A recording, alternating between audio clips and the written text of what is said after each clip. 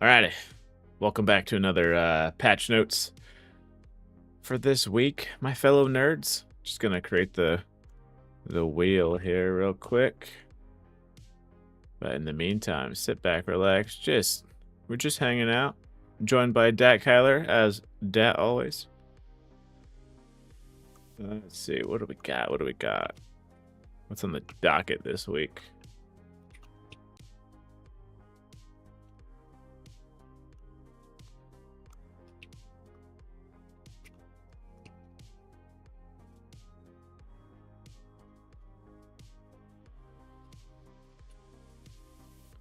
Decent amount of Xbox stuff, that's for sure. Oh, it'd help if I get chat pulled up too.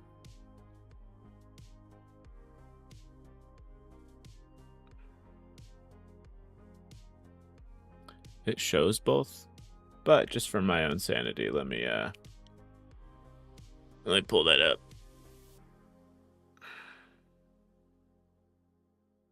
There we go. Okay, so as long as it shows the icon, then it's good.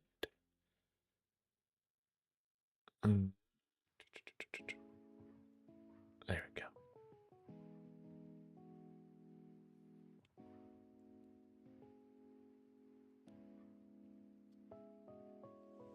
What do we got?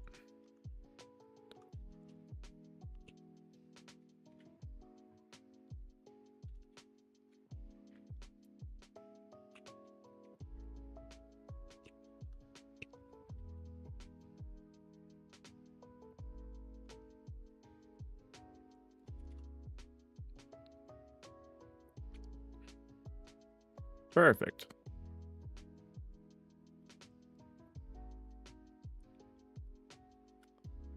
All right, that is all she wrote for that.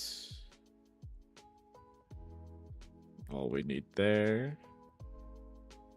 Oh, and then one more thing. Let me get a separate tab going over here.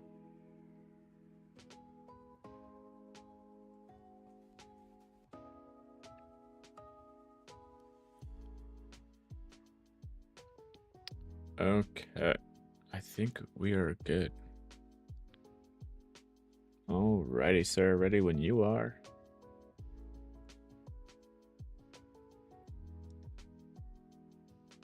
Can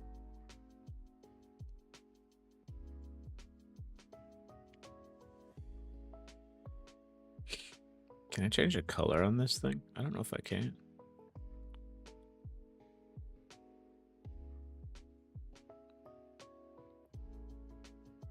I cannot. 7 topics for these past couple weeks though. Hey, we'll take that. Good old lucky 7.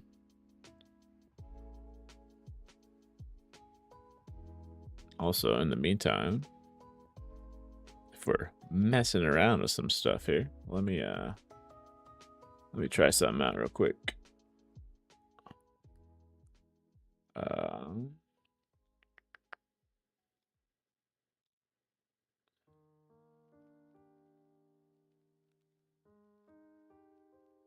Bam.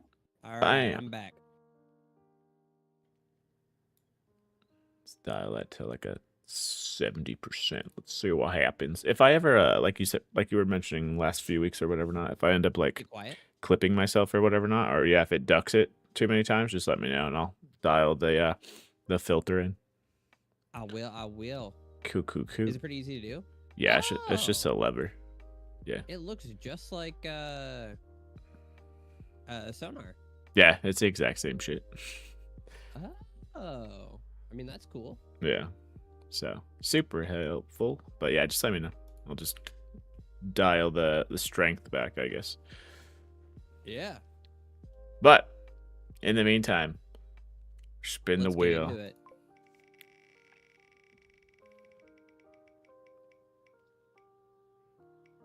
How's your week been going so far? So far, so good. Before we get into this topic, we can kind of go off that stuff as well. Yeah. What do we got? Thursday helped out some.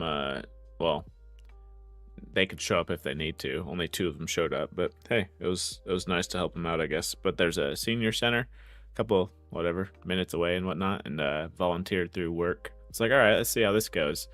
and there's originally I think like 15 of us or so on the email chain at least Yeah. signed up for it.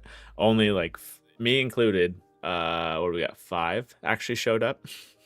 So, which is fine because that would have been way too many if we had the full crew. Just because 2 people out of a 2-hour window that we were there for showed up with like tech questions for the most part. Uh, Mm-hmm.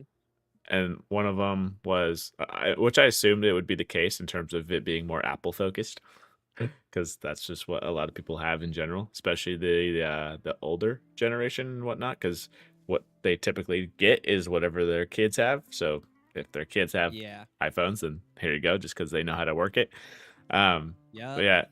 yeah, someone got help with their Apple Watch, which I can do that stuff, but it's if people already have that stuff, I'm like, here, you can help them. It's easier. Yeah, I'm like That you know actually sounds exactly where fun. the settings are.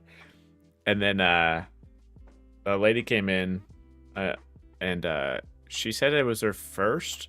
I want to say she said first smartphone, and it was the iPhone 16, which made me really question. I'm like, God damn, what did you have before this? Because this is a whole new world to you then.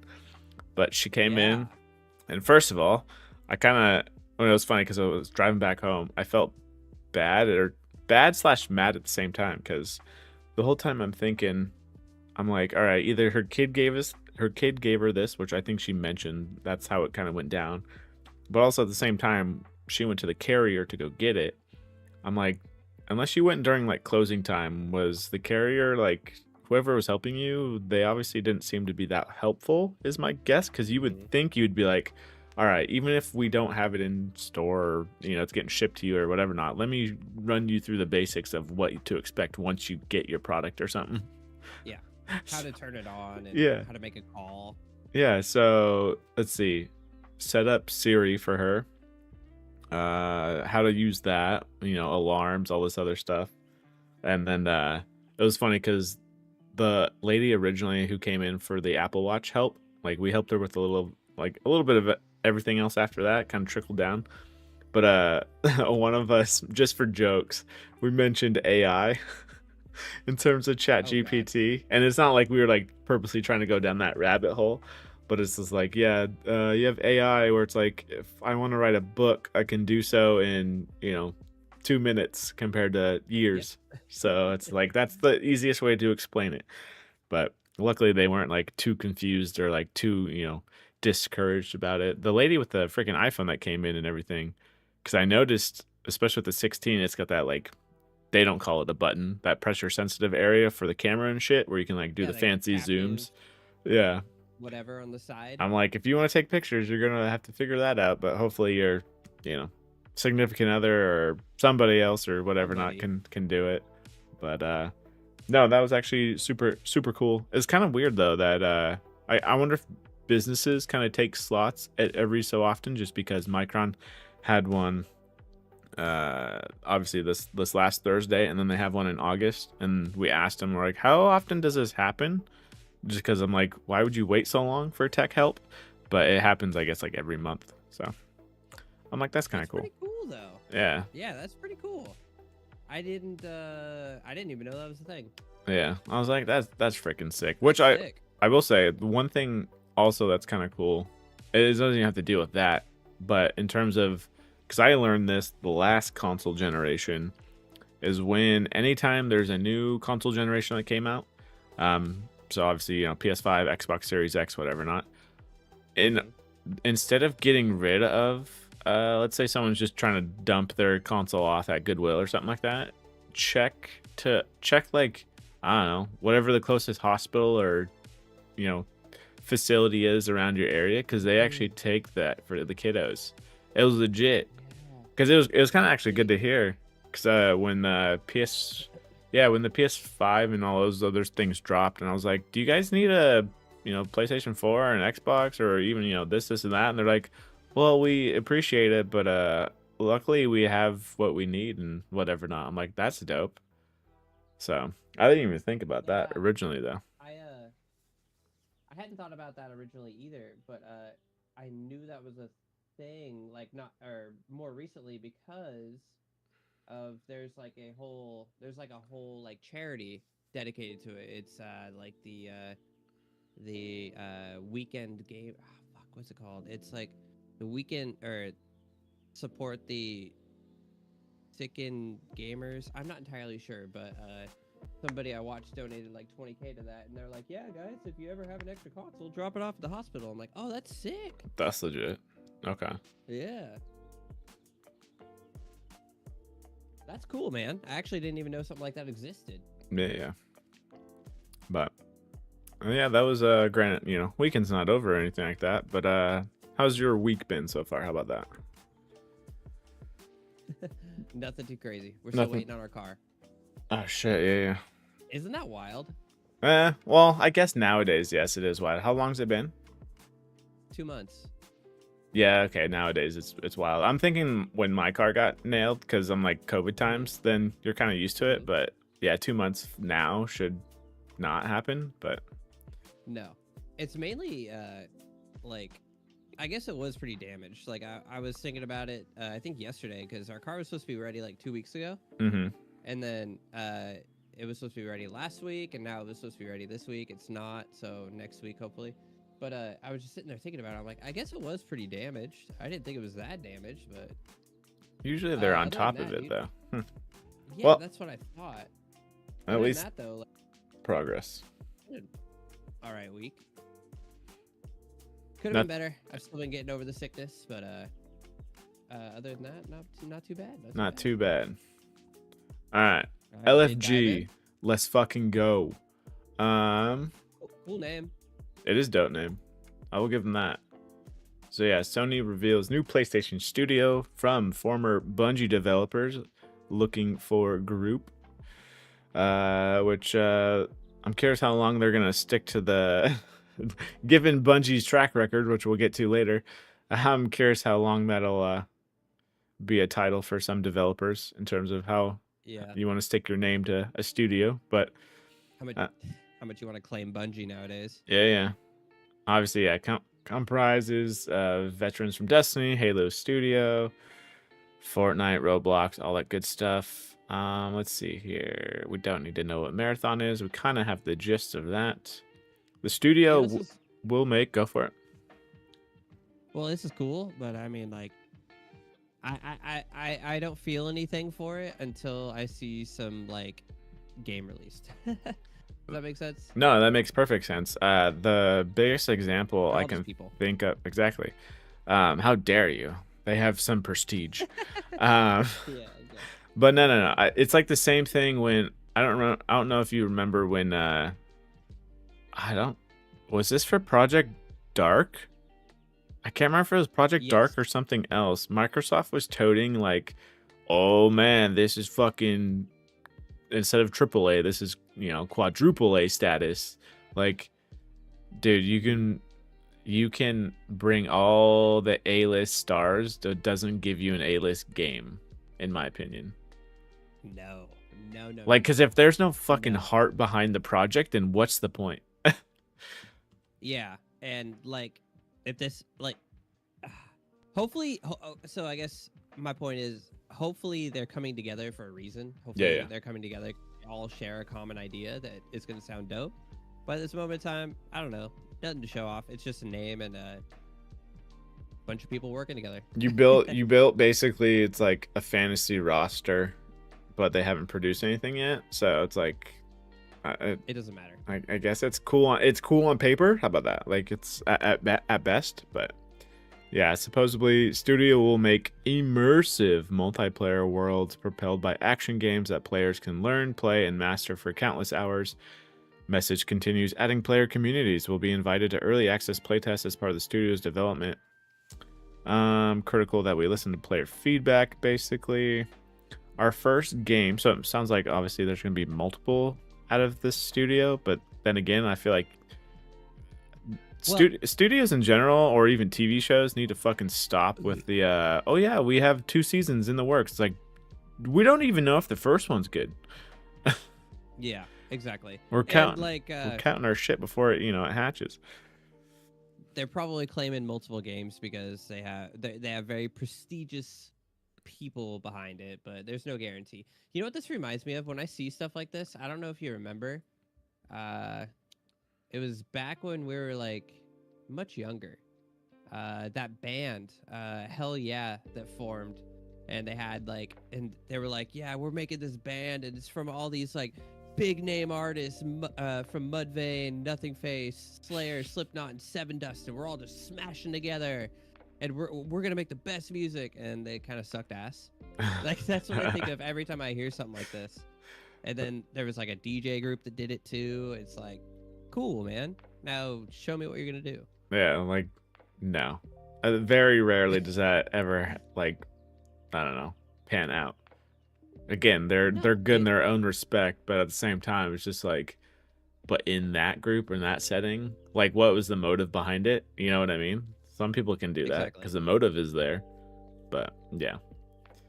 Let's see. It felt like, at least specifically for that band, it felt like they were like, okay, we're a bunch of big names. Let's just make a cash cow. And that felt like what they were trying to do. You know what I mean? You fucking hurt yourself in the end when you do that, though. Yep. You're gonna, so let's hope that's not what this is. Yeah. Not saying I know any of these developers, like, names, like, very well, but they have the title. I know. Let's see. Our first game is a team-based action game that draws inspiration from fighting games, platformers, MOBAs, life sims, and frog-type games. First of all, that was a fucking... Those are so many genres that... What are we pulling from here? Frog-type games. Yeah, a.k.a. Frogger. Frogger. What else? I don't know what else you'd think of. Players will inhabit a lighthearted comedic world set in a brand new mythic science fantasy universe. This just makes it sound like it's like Club Penguin, but the like simulation of everything. Like, I don't know what they're expecting from here. It was funny though, because it says PlayStation has certainly struggled with live service games in the past couple of years. And granted, I don't know. Let's see. I don't know if this one ever states. Yeah, it doesn't really state in terms of when they even plan to release said first game.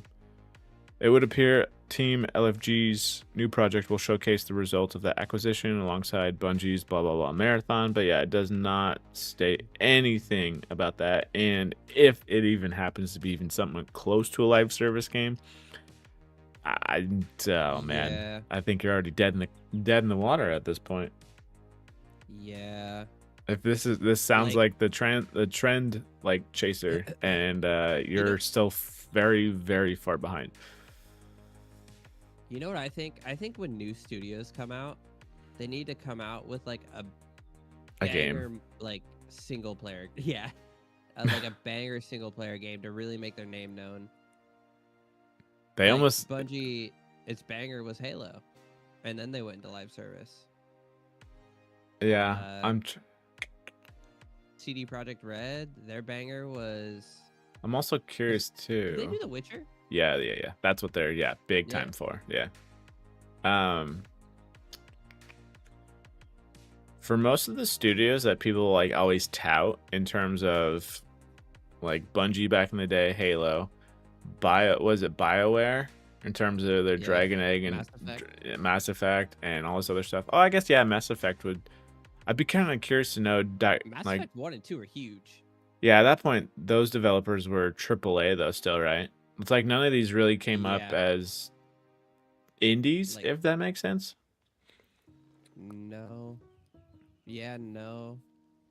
But at the same time, now that I think about it, the biggest thing I can see, at least difference-wise, between now and then is we get this, this future look ahead of what's being built, blah blah blah, instead of, I feel like a lot of your Halos and your Mass Effects and whatever not, the lead up time for when something was shown versus release is way shorter back then versus now. Yeah. Wait, shown versus release? Oh yeah. You mean like the build up in between each game took a lot longer, and once it was shown, it's like, all right, it's coming out. Yeah. This is like within the year-ish or whatever not. So it's like they weren't like there was, at least to my knowledge, they were never chasing anything. No, well, they were on their own time schedule in terms of like we got to get this out, but it's like we can't. yeah, It wasn't for like the purpose of they weren't like like force feeding all of this shit. yeah, it wasn't Basically, like Halo was like, dude, we got to get bro. this console shooter out because of Doom and blah blah blah and whatever. Not like I no. remember, I remember when we were waiting for Halo 2. The end of Halo was all you knew of Halo for like 4 years. And then they, well, not forced you, but they incentivized you heavily to get whatever those demo discs were so you could play Halo 3 multiplayer. Yeah. Yeah. Yeah. Yeah.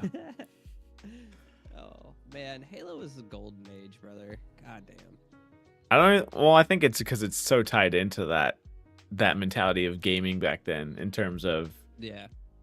in a sense, you kind of knew what you were, like, it was this world. It wasn't like they weren't,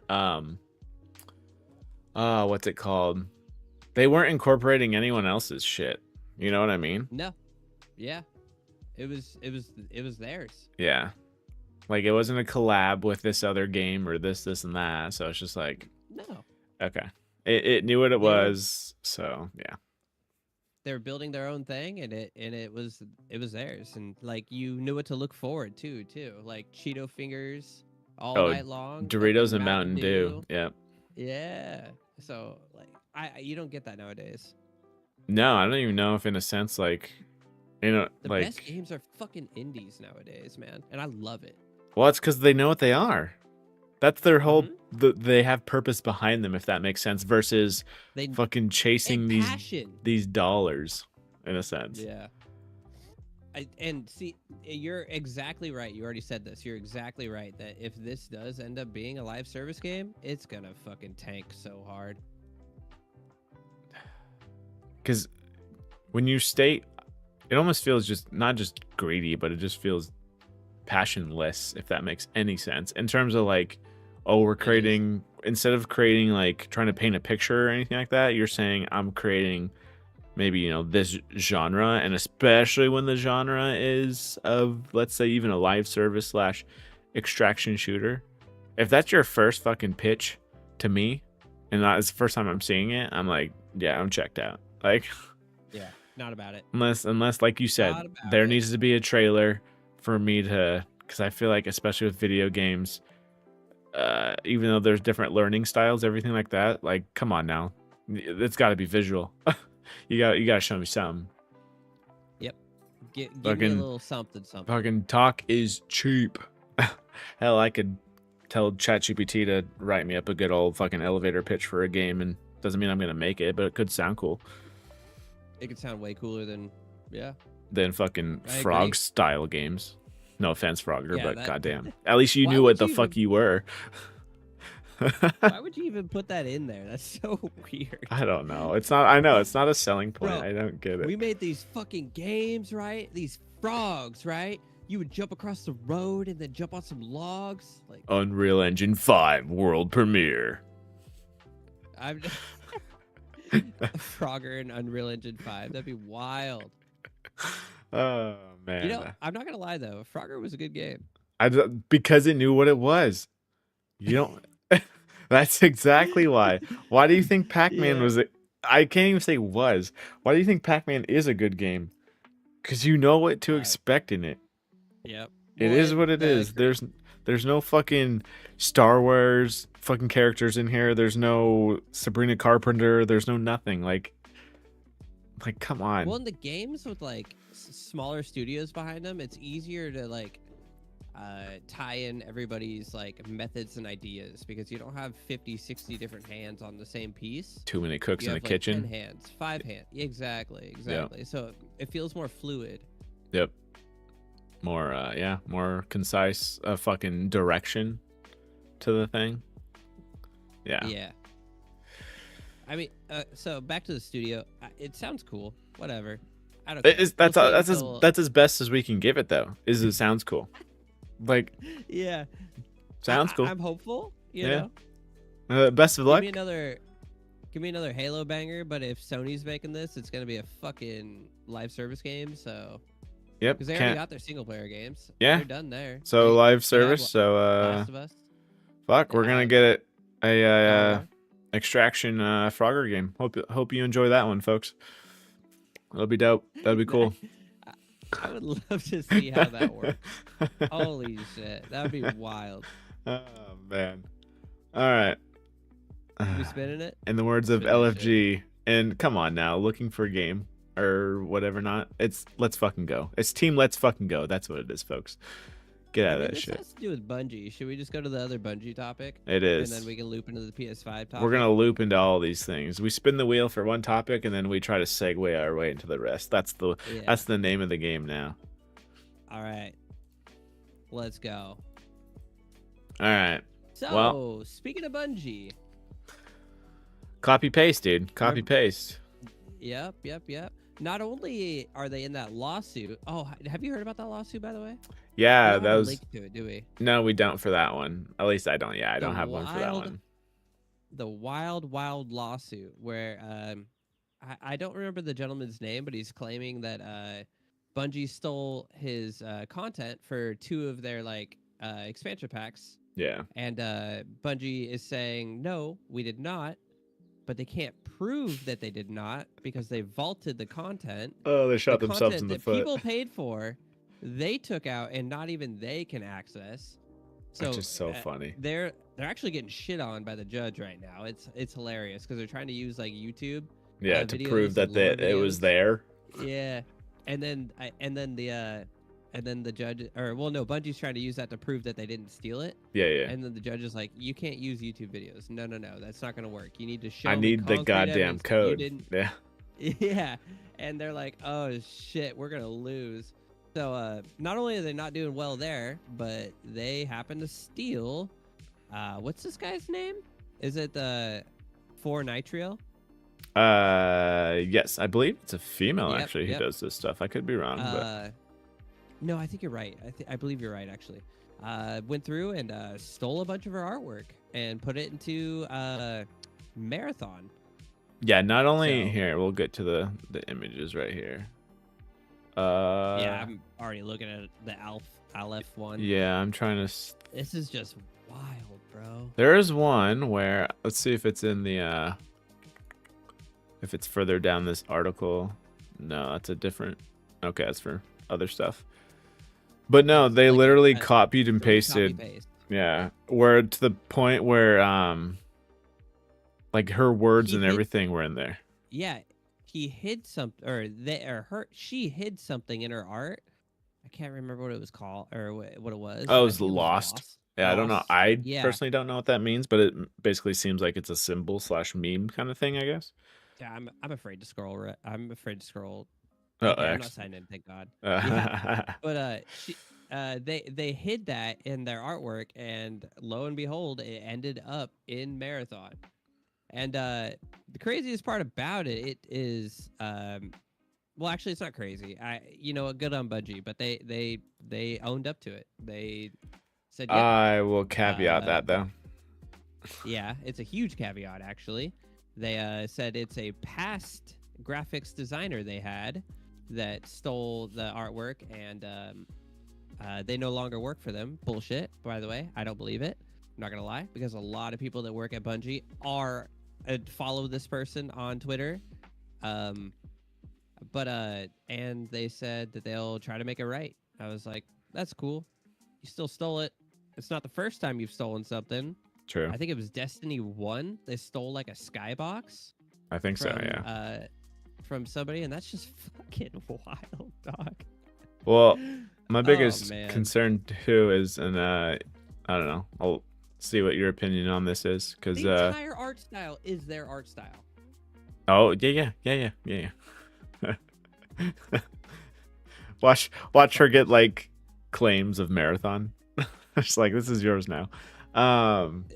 They should have just hired her. Yeah. Paid her out. I don't know. Art so much, just fucking hire her. Oh hey, someone's made this. Yeah, someone's made this already. Let's pay this person instead. Yeah, I don't know. Someone, I'm guessing that former employee, whatever, not I don't believe that, by the way. Okay, let's. I'm gonna play both sides here. Let's go on Bungie. Let's go on Bungie's side. Well, it's a former employee. Okay. They're the ones that did it. Blah blah blah. Okay, Bungie, what are you gonna do about it? That's what I want to know. Like, you can't. You can say all this stuff in terms of the former employee did it. Blah blah blah. Okay, so it's Bungie going after this so-called employee. This, and that. But this is where I'm really. This is my opinion on this side here.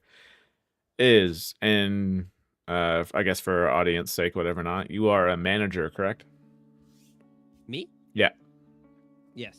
So if somebody under your, I guess, yeah, your watch, that's under you specifically, if they screw something up, who's responsible? You know, obviously they do have some responsibility because they are the ones who did it per se. But let's say, you know, they're still under your watch. Do you take any responsibility for that or no?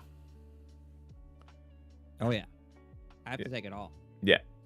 So that's Like, where I'm coming from. Funny enough, I was just talking about this 2 days ago, and it was about a specific room. They were very worried about it, and I was like, "It's gonna be fine."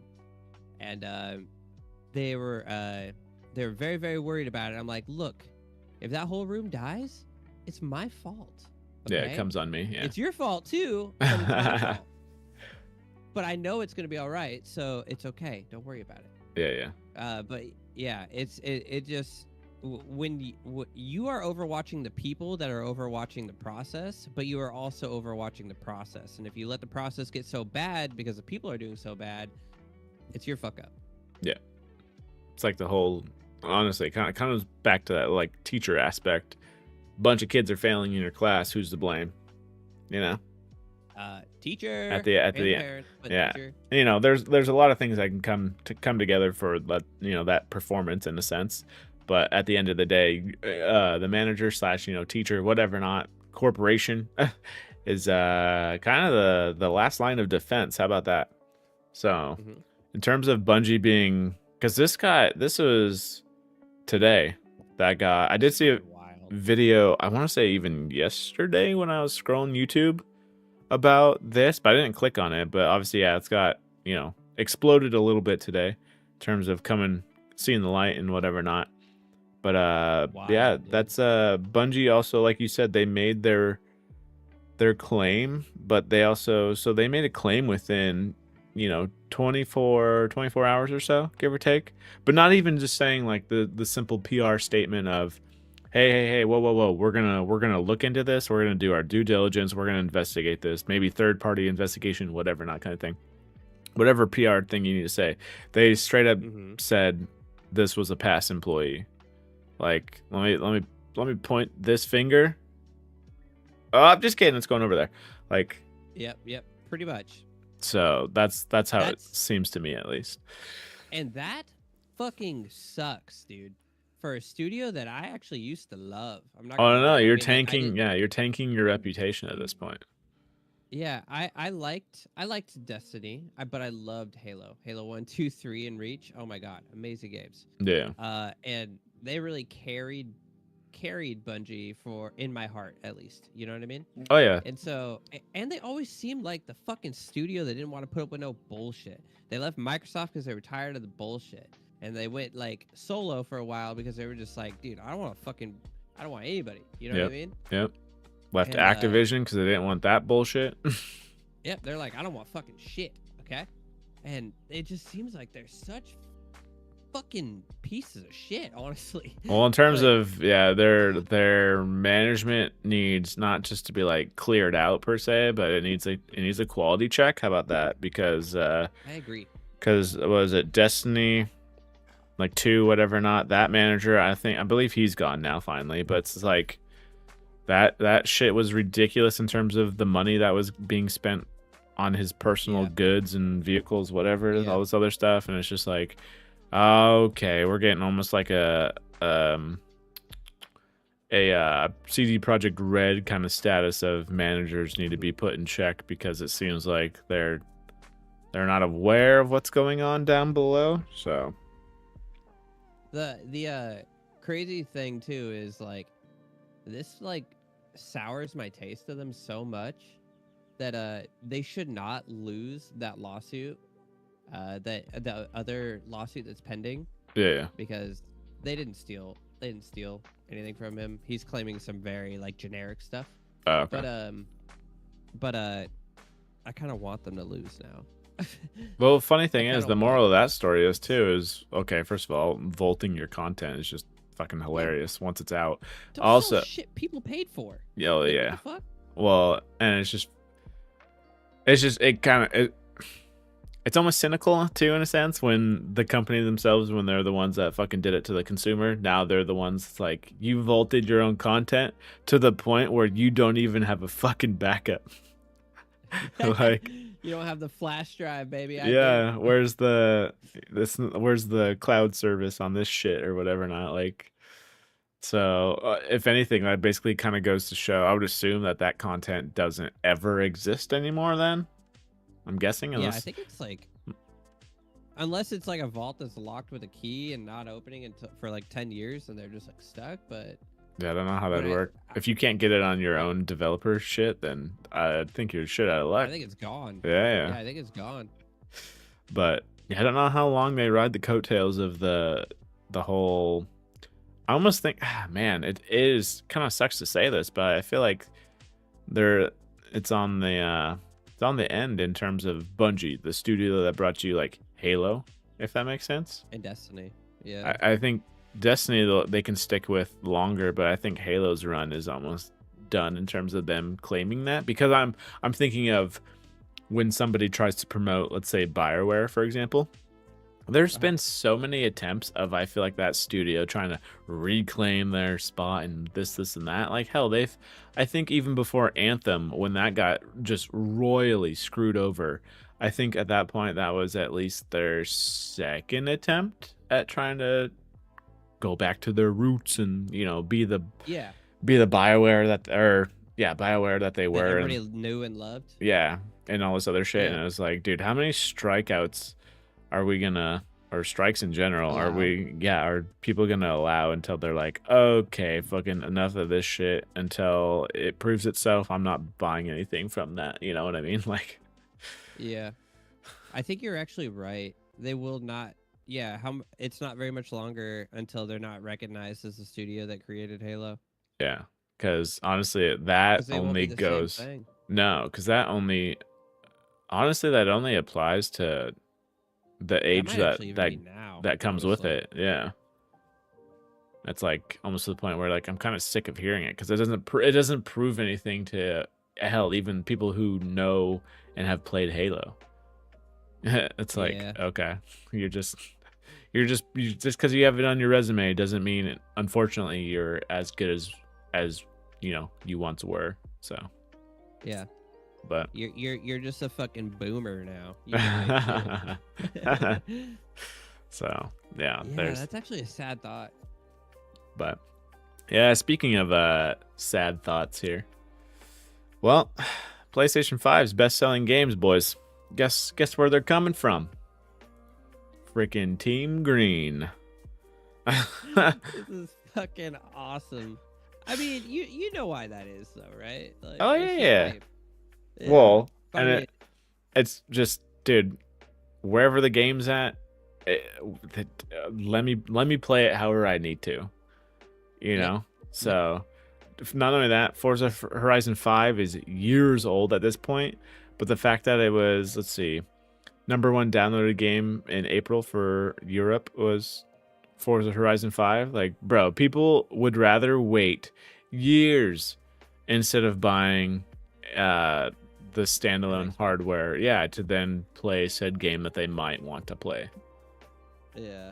So, well, I think it's more of like, because years ago it wasn't known for sure that they were coming, so it's not that they were waiting. I think it's just now it's like, true, I already have the console and it's accessible, and this is new, this is hip, let's buy it. True. Yeah, because you got Forza, Elder Scrolls Remastered, Minecraft, and then Indiana Jones. Yeah. Is Expedition 33 an Xbox studio? No, so which is kind of brings it to a good like psychological point. I didn't think so. So, is there a reason why you thought of that though? Why it might be? Just because it was on this list for a minute, Okay. and I was skimming it, and I was like, wait, what? So I feel like that it comes back to the point of marketing, because even in my head I thought about that, because every time I see that game, you always see like, I don't know, Game Pass, Game Pass? or something with it, right? Because Yeah. not only is it the cheapest place to play it, but it's a fantastic game, and why not add it to the $10 service you have? And so I like the only one I can think of that's done a good job at that, because I don't know if they were exclusive. Correct me if I'm wrong here. Was Mass Effect ever exclusive to Xbox? I do not think they were. I want to say I want to say they were, but maybe that's because that's just what it felt like. Because I think we got so accustomed to the marketing. No. I don't think it was actually. Now that you're saying that, Yeah. I don't think it was. Because I think we got so accustomed to the marketing, seeing, you see a trailer for something so many times, and when you see some company's logo afterwards, I feel like you just assume that it's an exclusive on that platform at that point. And I want to say Mass Effect did this beautifully in terms of, or I guess Xbox at that point, in terms of making it feel like I had to get it on this device. So Okay, so the original Mass Effect, the first game in the trilogy, was originally released on Xbox 360 and PC. Later, it was ported to PS3, like a year later. okay, so that was even a timed exclusive then. Okay, which is still a decent amount of time though, in my mind, to think something's exclusive. But it kind of goes to show that, granted, Indiana Jones was never promised to be on PlayStation's consoles, but I don't know, kind of knowing Xbox's ways now, especially with their marketing of this as an Xbox, people just like, dude, just hard stop on buying a Xbox device, especially if you already have a decent enough PC right now. There is no need. Yep. I already said I won't. And then if you're, PlayStation has their. I'm so curious though if with the PS, let's say like 6 down the road, if those consoles ever hit, if they ever start seeing a decline, maybe. I don't know though, because for me at least, if I have the PC, because I guess we'll take GTA for an example here, as people are fucking hyped beyond their wildest beliefs for that game coming out. It broke like 145 million, whatever amount of views it was in the first couple days of that. YouTube? Yeah, on YouTube. Just The wild. Trailer, yeah. It was wild. So people are just biting at the fucking, just biting and waiting for that game to come out next year. And, PC player over here, well, fuck. Okay, I'm waiting. I'm taking a guess, 2 years more. To play that game. A year, probably 2. Yeah. And honestly, that's fine by me, I guess. That does, even a game like that doesn't want me to. It's not burning a hole in my pocket to go spend $500 on a PlayStation 5, or even really look at, like, honestly, Facebook Marketplace at this point to see if there's a used one to play that game alone. So, question for you. Yeah. Did you play the last GTA? I did. It was the very you first. Played the campaign of the last one? Mm-hmm. It was the first GTA I've ever fully played the campaign. So I have tried to play it several times. Okay. I just fucking, there's so much, dude. There's so much on the map, bro. You getting phone calls, you're switching guys. I'm like, nah. It's not my kind of game. For me to avoid even that, in terms of like all the side shit, because I can't remember how much side stuff was going on. I know you can get distracted in terms of like even the small stuff, like if you want to play golf and just be in a golf simulator for the rest of your gaming career, you could just sit in this game for the most part. But no, I I don't know what it is with me. It's so funny because in terms of a game, so for example, I can, but it's either 100% in either direction. There's no middle ground typically. So right now I have Indiana Jones going, and I want to say I'm towards the back end a little bit right now, But I've been Nice. tinkering around with that game for probably, I don't know, the month for the most part.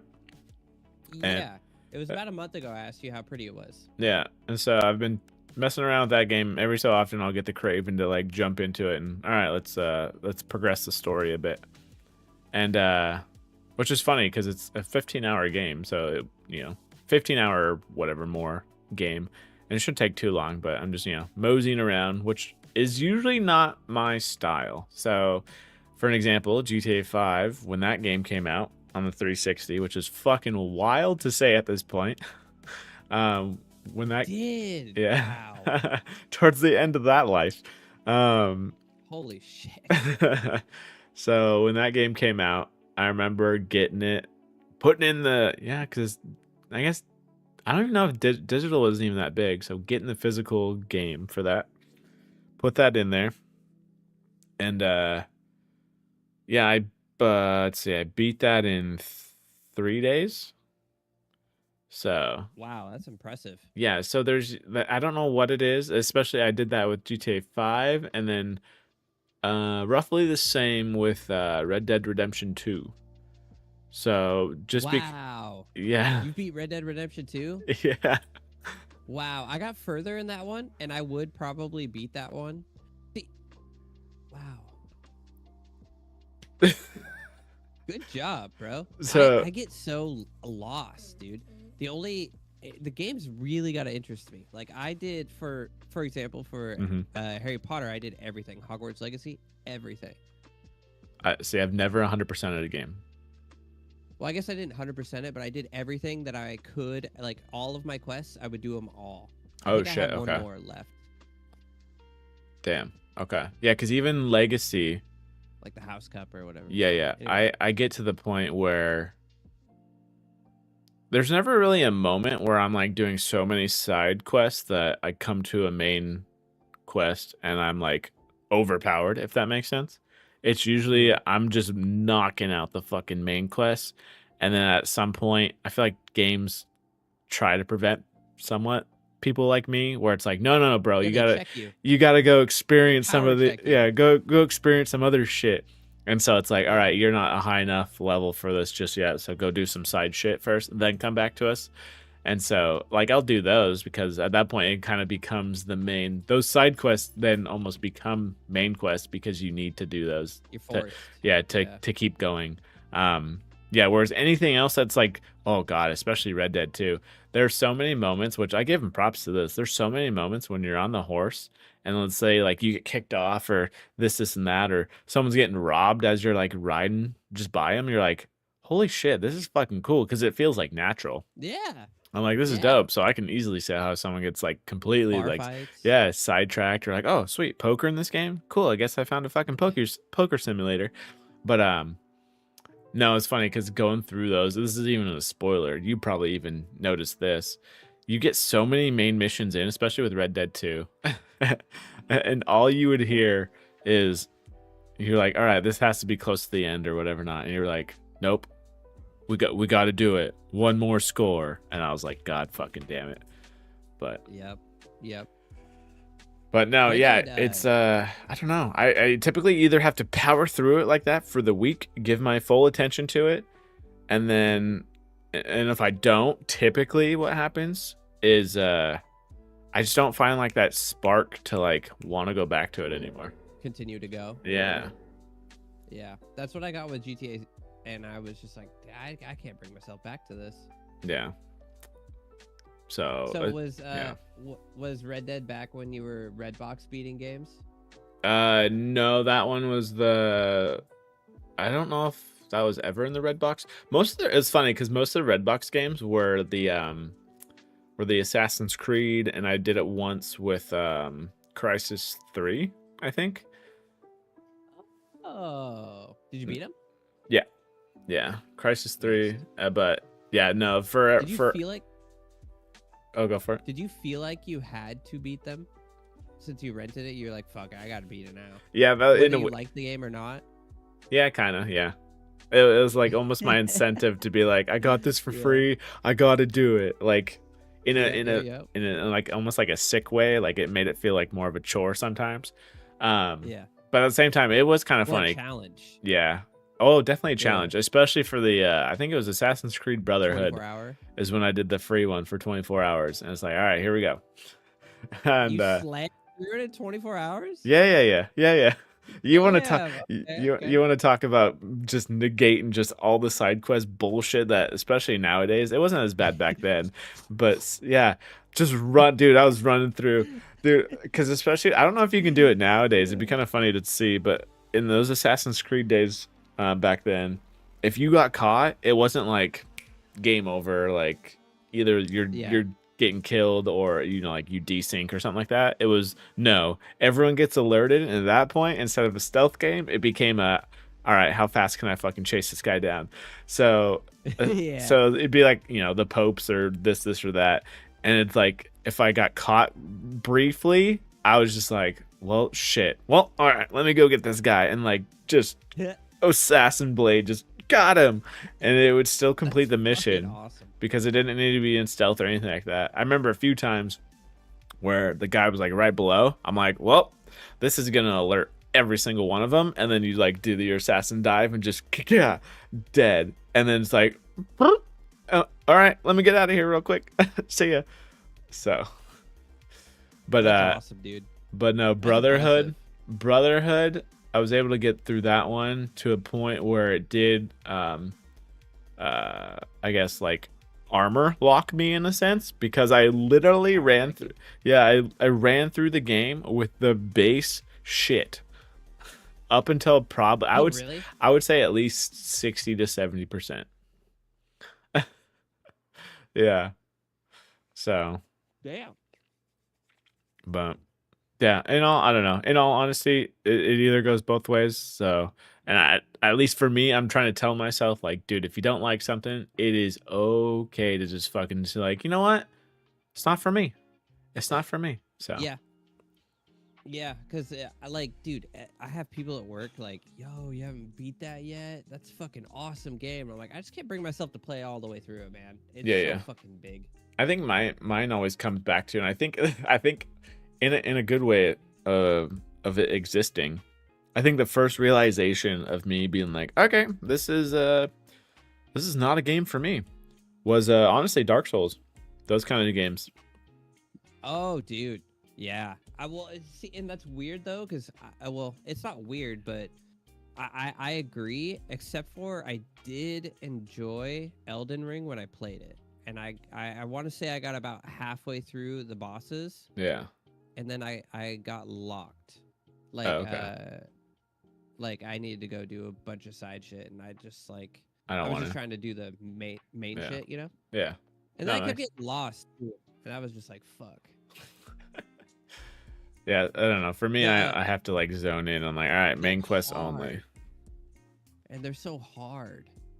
Which is funny because I think mentally too, in my head, I'm always swayed in terms of like, oh, if you defeat the challenge, you're gonna feel better about defeating the challenge of a game, whatever, not kind of thing. Or are you playing this game because you want it to be, just fucking chill time, relax just a little bit, maybe some challenge, like, all right, what's my purpose of playing said game, I guess, Have you tried Black Myth yet? No, because again, anytime Yeah, I think you'd like Black Myth. I don't mind trying that. Is that on is that Game Pass, or is that in the Steam library? It's in the Steam library. It's a linear freaking easier Elden Ring. Oh, it's even easier than Elden Ring?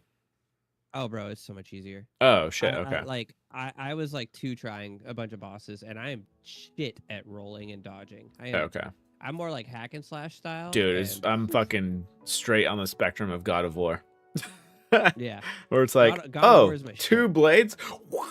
Like, flailing those things all around, bro. Like, button smasher for sure.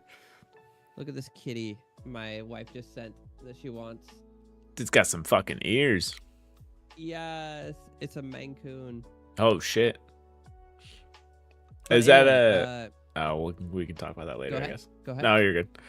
But no, obviously, anyway, I just like linear games more. Linear or level-based. Yeah, because even... Well, Go for it. Well, Hogwarts Legacy is like an exception, obviously. Well, I gotta But fucking it's fly not. around. I gotta fly. Yeah, Like, it's come not on now. super massive though. You know what I mean? It's not huge. It's big, but it's not huge.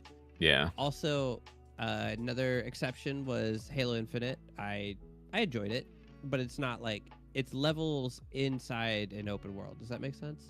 Yeah. And the first one Yeah, that that's actually what it comes to is. mind for me, and obviously, Shadows. oh, that one was actually pretty good too. But no, in It's terms very of good. not feeling too big for its size and more on the linear side of it, is actually, I haven't played the second one. Looking forward to it eventually at some point. But no, Spider-Man. Oh, wait. You haven't played the second one yet? No.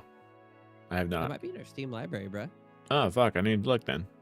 Well then. Yeah, Fuck you, Indiana Jones. I'm going to Spider-Man. Just kidding. Yeah, I might have already bought it. But no, I'd have to look 'Cause that I up. think Because, yeah, that's one where I don't mind the little side quests. And again, it kind of has those natural side quest tendencies of, oh, God, there's a crime happening. And you're like, okay, let me help out. But, yeah.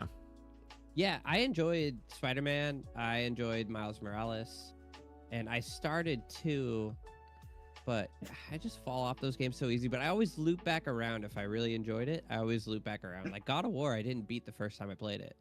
And then I sat down, streamed it for 12 hours, and beat it. And then I beat Ragnarok the next day after a 14-hour stream. Oh, okay. I was going to ask you in terms of what brings you back to them, I guess, per se. Or I guess also what makes you drop off. Do you You know get... what sucks too, real quick, before we go into that? Yeah. This last weekend, I was gonna marathon stream Doom and Doom Eternal, but I was just dead sick. So Those I are could beefy play games, Doom Dark too. Ages this weekend.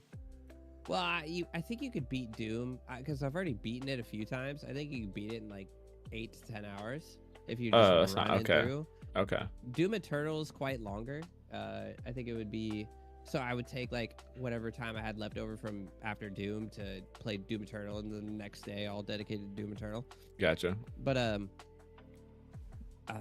yeah, I got sick, so that sucks. But Doom Dark Ages failed for their launch anyway, so it doesn't matter.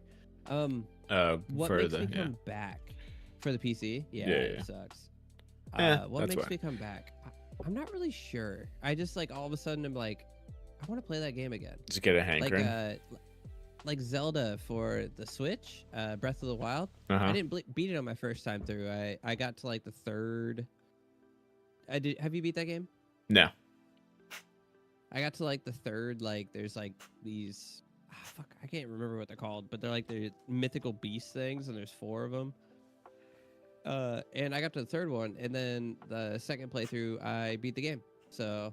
Oh, okay. And I restarted it, so it fucking. Huh. Interesting. I don't know. I don't know what makes me do it, but that's just kind of typically what I do with those larger games.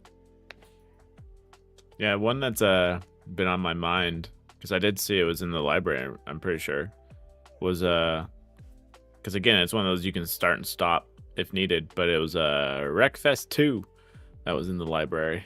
I was like, that looks that looks pretty dope. Not gonna lie, just Dude, like I demolition. love derby cars. Like not just I like love derby the cars. physics I of bought that game as soon as too. it went on I'm like, sale. that's legit. Just It looked like a lot of fun. I and love it the was, like, on arcadey sale for, like, styles of that shit. I think it was on sale for like $15 or $20. So I was like, fuck yeah, I'm buying that shit. Yeah, because we got early access. Yeah. Yeah, it's not that bad. Yeah. That's not that bad. And I owned Wreckfest 1. Oh, okay. Wait, did I? I thought I did. Oh, I think I owned it on the Xbox. Did it come Oh, out on the gotcha. Xbox? I believe it did.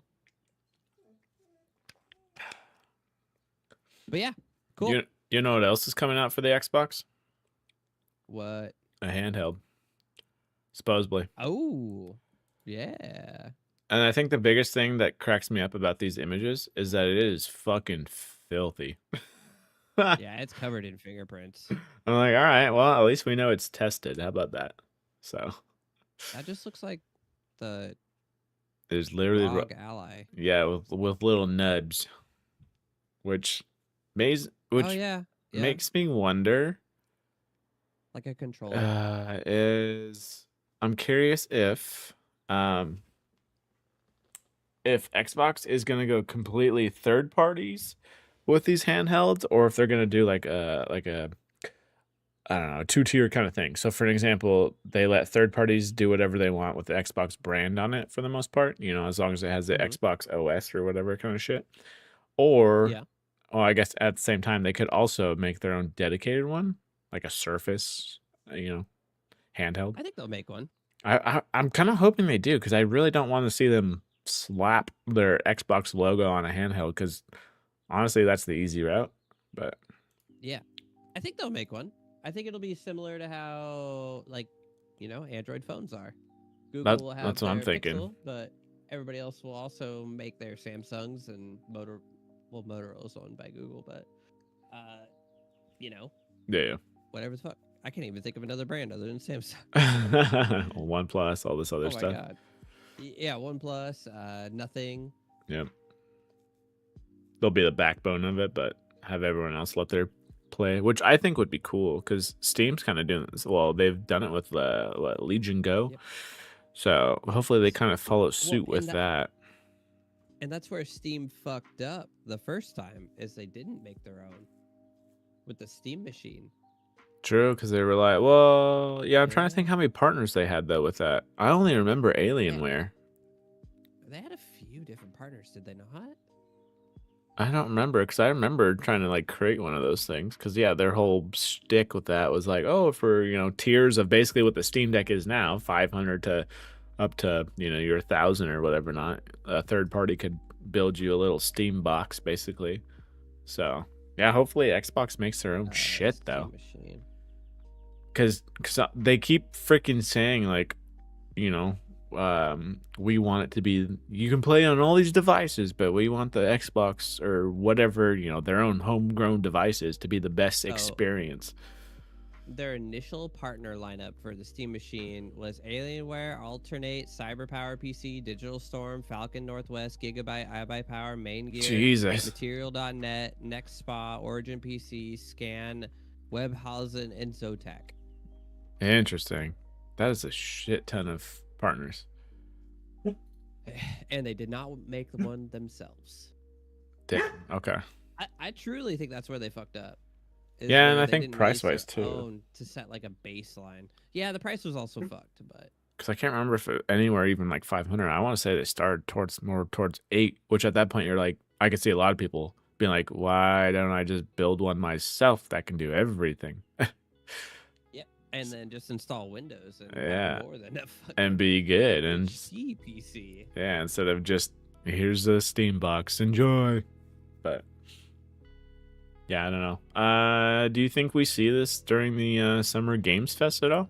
Or are they going to hold out a little bit longer? Well, okay. I mean, honestly, if they're this far with leaked photos and are these leaks? Yeah, these are leaks. Yeah. They got the Xbox buttons on them, so. I think we do. Curious how they announce it. To build hype. Just basically your Game Pass machine. I'm thinking of incentives too for this thing. What are we thinking? 3 months Game Pass Ultimate? That's what I'm thinking. Maybe if there's like an Yeah. We'll go your cord or whatever, not? Wiggle my cord? Yeah. Wiggle, there wiggle, we go. Wiggle. Wiggle. Yeah. I bet you it's because my mic was so low, maybe? I don't fucking know. Here, we'll go like that. Yeah, I feel like they got to incentivize with something, and their bread and butter is Game Pass, so what better definitely way, to push these out the door? Whether it's they look comfortable. ROG or Xbox. Yeah, because my biggest gripe with any of these things has always been that right thumbstick. The left one's always perfectly placed, whether it be Switch or any other handheld, whether you put it on your phone or anything like that. But it's just like as soon as that right one, it's because they always try to stack them up just in a line. And it's like at that point, your thumb is just freaking cramped. Wait, so do you have a complaint with the Steam Deck?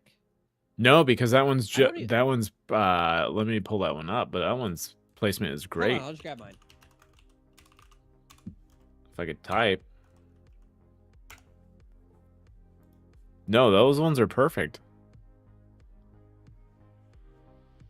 Because they're side by side instead of stacked up above.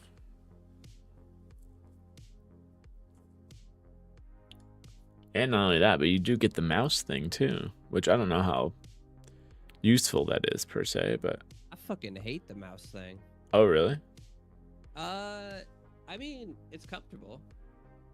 I don't It's know just that I would typically like it. they typically put those thumbsticks and the buttons, they typically put them on top of one another. And at that point, basically put that like where the thumbstick is now, put the buttons over there, and then put the thumbstick where the mouse pad is, and that's usually how they fucking line shit up, I feel like.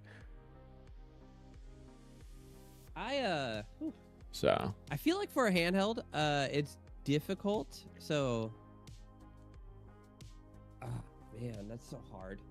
I feel like it's gonna be difficult because like the Steam Deck, they're straight across. I feel like this is gonna be hard to do with having the.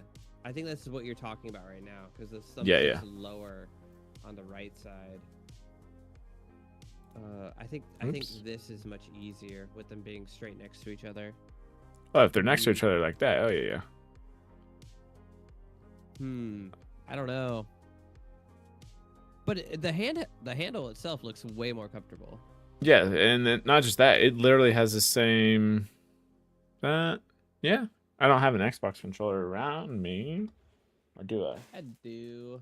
I was gonna say, in terms of the button layout though, compared to the stick, it's off to like the 2 o'clock instead of it's not awkwardly.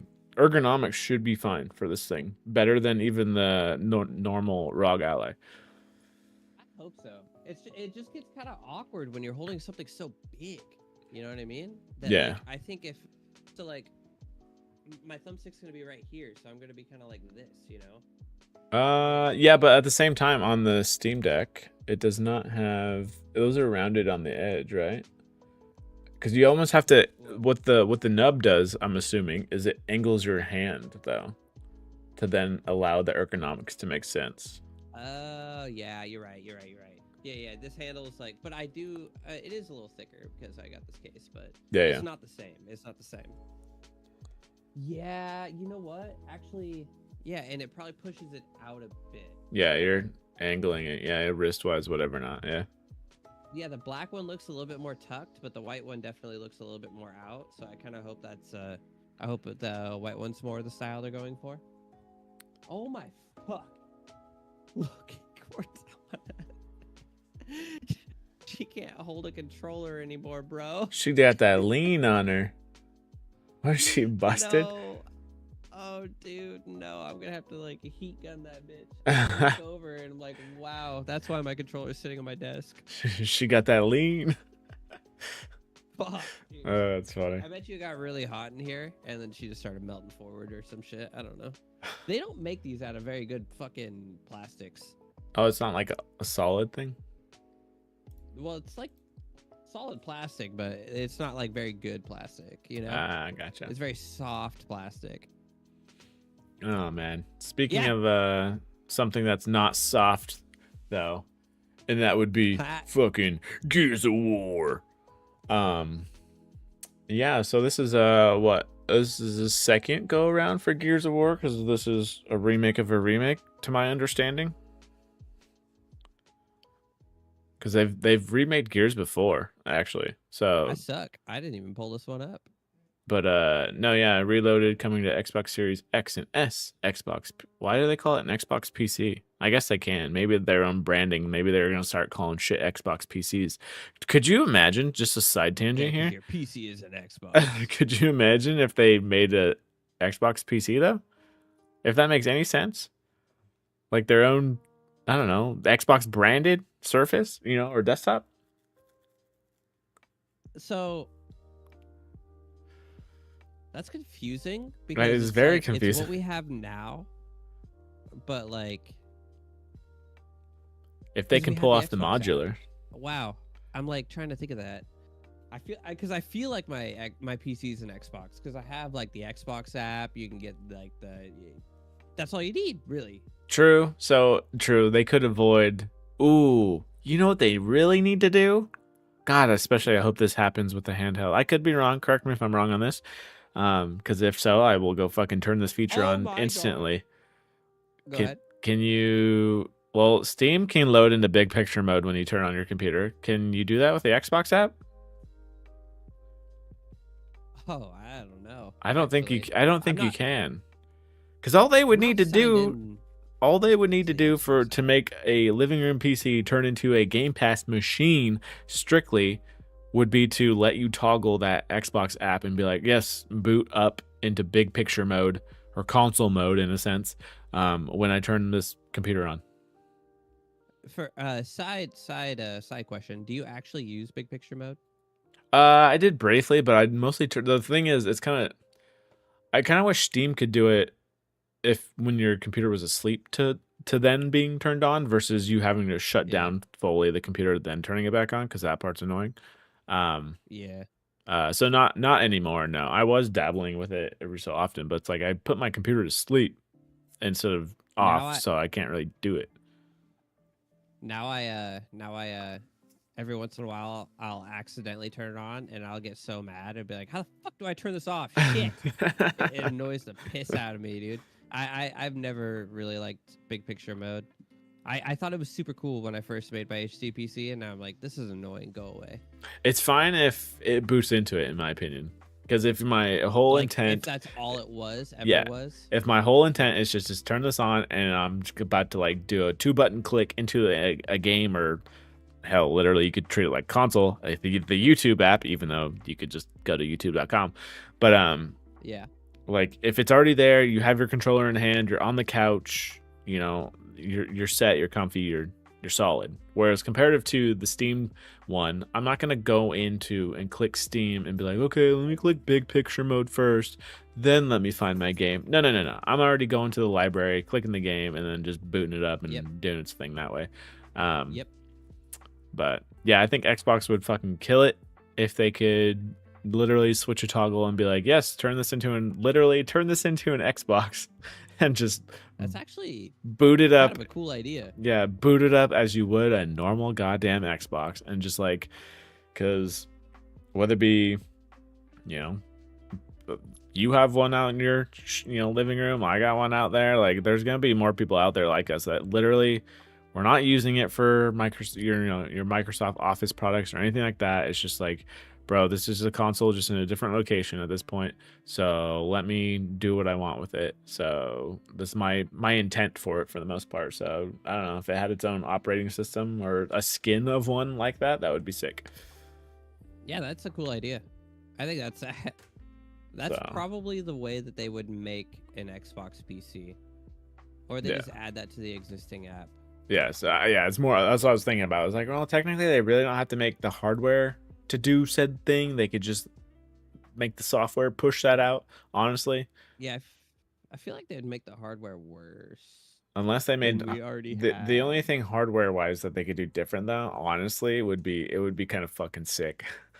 I don't ever see this happening, but could you imagine a PC that, well, they're kind of modular now already, but I'm thinking you gotta make it even, PC for dummies level in a sense, Yep. where GPUs, memories, whatever not, are like click and play of like almost like the 360 days were with the memory. Was it the memory up top? Yeah. The hard drive. Yeah. Where you just unclick this, all right, slide this chunker in here and just click. There you go. That was actually concepted not too long ago. Let me By see. Razer, correct? I know Razer was working yes. on it. Yes, it was Razer. And you would just like, there was like a singular tower that you would just slide modules into. Yep. A fucking Which is pipe dream for every nerd, I feel like, which is so funny. It might be the way of the future, though. I hope so. That would be sick. Instead of, you buy a tower, which is literally just a tower, nothing in it, and then at that point, yeah, you're sliding in your shit. Like, man, I feel like I'd be sad. I like Oh, building in turn, computers. well, there's that though too. I'm just saying, you. I feel like you still have, and it's not really getting rid of your stuff, honestly. Yeah, maybe this just is the same stuff as my stuff, just with a prettier penny on it. Yeah, yeah, yeah. Easily you're paying for the fucking convenience. That's where they get you. Oh That's yeah. easily where they get you. It's like you could, build your own computer for, let's say, even half the cost, or for the convenience of not having to worry about it, and you just fucking slide shit in. Some people are gonna easily do that because they don't want to fucking hassle with uh Or they're just scared, technology in to be general. Oh, honest. scared big time. Yeah. Yeah. I'm like, you're just. Hence why some people, like consider ourselves nerds and whatever not. But it's like, dude, what are we doing? We're just literally looking up Google, and we're not afraid to hit. Are you sure you want to do this? YouTube. Yes, I'm good. Like, let me do it. Yeah. We got it. So Done it a few times now. yeah, and not just that, but also learn from mistakes. So it's just like, all right, we're Yeah. not scared Live to. by mistakes. Yeah, so it's like, all right, we're not scared to troubleshoot something that we might have even done ourselves. But I'm actually pretty sure I have a CPU over here with bent pins, even because of a mistake I made. there you go. I'm gonna fix them. Oh, by the way, you just went quiet. Oh shit. All right, let me see if I can dial that into like a 50%. Just see, shall we? Just see. I think it happened one other time. It was hard to tell though. Oh, you're good. All right, I'm gonna put that to 50 and see what happens. All right, but yeah, let's see. But yeah, Gears no. of War, dude. Did you like Gears of War? It was fun. I love Yeah. the reload animations Nice because it linear makes you, play. yeah, it makes you think about like hitting that epic reload. Mini game. Yeah, pretty much. I was never really good at the online in terms of the fucking like seeing people bop around on that shit. My buddy of mine was, and it was like, good lord. I don't play for the online. No, yeah. The campaign's pretty good. No, yeah, that part was fun. What else? I don't think I played the newest one. 5. I played 5. 5 was good as well. Cause the last one I played was. Have you played 4 as well? Yeah. That was a while ago, So but yeah. the last one I played was the one where towards the end you're like in this big ass mech. Is that 4? I believe so. Yeah. Sounds about right. Yeah. Okay. I haven't played 5 yet. Then. No, yeah, 5 you I would plan to definitely play it. know because there's a decision you have to make. So. Ooh. Yeah, which is kind of, it was pretty intense. It was Sad. yeah, for the most part. But it was like one of those things where it's like, shit, it like I can't speak of another game where it's like make a decision now where it actually fucking matters. So it was almost kind of disappointing to see Gears of War. It makes sense, but Gears of War go towards, was it Gears E-Day or whatever they're making? Because then that's the prequel for all this other shit. Whereas obviously if there was Gear 6, you're then picking up where you left off, and then I'm curious if they actually recognize what decision you made and kind of go off that. But yeah. Oh, I see. Like look into your save file. Yeah. And, people having different stories at that point. So I was like, damn it. All right, whatever. Prequel it is. But that'd be cool. They would really only have to make two games in one. Right there. I know, right?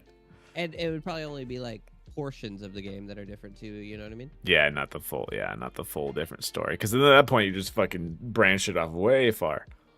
But, oh, dude, it's so wild to think Gears is coming to PlayStation. You know, one of the Halo's next. It's got to be. Oh yeah, it definitely is. But I remember Gears of War, the first game, the trailers for that were like on TV. My mom really liked the song. Is it Disturbed? That was played in it. I don't know if it's the first one. It's the hold on, I'm gonna pull it up. I know they're always like this like sad melody in a sense. I thought. Yeah, it is. I don't remember it exactly off the top of my head. Mad World. Yeah. Yep. Yeah, she loved this song. So every time the trailer came up on the TV, she would just be singing the trailer. When the freaking music hits and you're like, oh man, this is good shit. All right, I'm in it. Yeah. Good ass game, actually. Actually, Yeah. The freaking they struck gold. I They can't struck remember what gold it with was this. called. The fucking like laser beam. That shit was fun. Oh yeah. But It's crazy. It's coming to the PlayStation. I'm excited though. It's good for Microsoft. They're gonna make bank, dude, they're gonna make so much fucking bank off this for bro. They're already rolling not their only eyes. nostalgia purposes, but it's just gonna honestly. Okay, Oh I yeah, can't. dude. The people that fucking bought, yeah, PS4s, Yeah, but had 360s. yeah. They're still gonna get that Yes. crowd. Not only that, but in terms of I cannot think of a brutal game like this, if that makes any sense. Nowadays. Like a game comparable. Yeah, in terms of like, dude, I'm fucking No. chainsawing people in half. Yeah. Like it doesn't. Doom's kind of similar, That's the but it's closest also one. not. Yeah, yeah. Yeah, it's also just not. Because this is third person. Isn't Doom first person? Fuck, now I'm Yes, questioning yes. myself. Doom is first. Yeah. Yeah, this is third person, and Yeah. it's just like It's a the way you brutal, run, the just way you like duck, you're all that stuff. tanky as Like shit. Doom's more like parkour, I would say, but this is more like wait, maybe this is more parkour. Fuck, what do you call it? Yeah, because you're I going don't know. over This stuff. game's Yeah. just yeah, this game's just like it's a different breed. Yeah, yeah. Well, Doom, at least in terms of Doom, you are the Doom Slayer. So it's like rip and tear, nothing stands in my way. Whereas Mhm. these guys, they have that more. They're still tanky and brutal and whatnot, but they definitely have Mhm. that more human aspect to it. So when it comes to certain There's characters and whatnot, fucking Coltrane, baby. badass Woo! Marines. Yeah, yeah, Coltrane. It's shit like that where it's like certain characters have a fucking impact on the game versus you kind of know what you're getting into in terms of Doom, where it's like, all right, who fucking stands in my way? Get the hell out, like. So they're gonna make motherfucking bank on this. Oh my god. I wonder how many people are gonna buy it that it's their first time playing. Oh, you'll probably Because still hit PlayStation for sure. yeah, they definitely will. But for those people that are out there to do that, the movement is different. Way different. the You're chunky as yeah, the shit. movement is very different. It's there's so many times it would throw me off because when you run at a wall, you automatically Oh, go on clink. the wall, Yeah. Yeah. And I'm like, fuck, that's not what I wanted to do. So I'd be like trying to run around a corner, and my guy would be like, Thunk, thunk, thunk, thunk. you know, like fuck. So movement's very different, but it's a very good game. Very God good game. damn it! I There's a didn't lot even of expect good this. story. I was expecting them just to sell it, but doesn't. Dude, anything they make is on Game Pass 4K nowadays, 60, bro. and it shit's on Game Pass, bro. That thing's gonna even for Game Pass players who have played this, whether it be even the old remake, this or that. Like people are, this is gonna see a boost. I'm so curious Oh, if yeah. and Steam in summer 2025. All right. Let's go. I'm not making a bet per se, but as soon as that said summer 2025, we thinking this is a this is drop today kind of thing. Oh, like day it shows? Yeah, Yeah. I think Yeah. so too. They showed they're off done. they showed off on stage at whatever Summer Games Fest and be like, by the way, go play it. It's Here you available. go. Yeah, it's available. Shit. Like they did with Ninja Gaiden. Yep, Ninja Gaiden, Oblivion remake. Yep. So Oh, dude, people were like mad about Oblivion, but also like this. It's so good, but they were like, "What the hell? You got to give me time so I can take time off of work." Like I the know. fuck. It's funny too because a lot of people were like really questioning, like, all right, did Oblivion just screw over Claire getting or Expedition 33? And I think even the devs for that game said no, it actually kind of helped boost it a little bit. So Oh yeah, both games did pretty well. Yeah. Is what I'd seen multiple people say. yeah, so I'm thinking this is day one whenever the trailer gets shown. Which, ooh, if this is the trilogy and whatever not, I'm curious Did you what music they pick. Did you scroll down yet and see the for Xbox fans a thank you? For the digital thing or what? This will be a free upgrade for the players who have purchased the digital version of God of War Ultimate Edition. Oh, Gears of War, but yeah. Yeah. Uh, Bro. fucking PlayStation, learn something. That's right, The fuck, yeah. dude. Xbox, Screenshots you're in out for my 4K. heart. You already have my heart, bro. You already have my heart. It is funny when, I don't know, when they say like Xbox doesn't have games. Bro, they got the fucking catalog. Hold my beer. You just don't know what to fucking pick, in my opinion. Yeah. But that's Hold just my beer. that's just me. But it's I like, all agree. right, They all have a right. lot of games. Sure. Okay. So sure, they're not like. How much See, the thing is is, they're not like super fucking like. Let me release something every month of the year. Like, Yeah. I mean, I guess Sony hasn't really been like that recently either, but I feel like they're letting their shit cook, and it's cooking well, dude. Like, Well, their investments are probably paying off finally. But yeah, investments thank take God. a fucking long ass time. Are we supposed to get like? Are we getting Fable this year? I think that's next year. Isn't it? My guess is probably next year. I'm trying to think of what their release schedule is because yeah, they haven't said anything. They had a trailer this year, I think, to show like, hey, we're still working on this.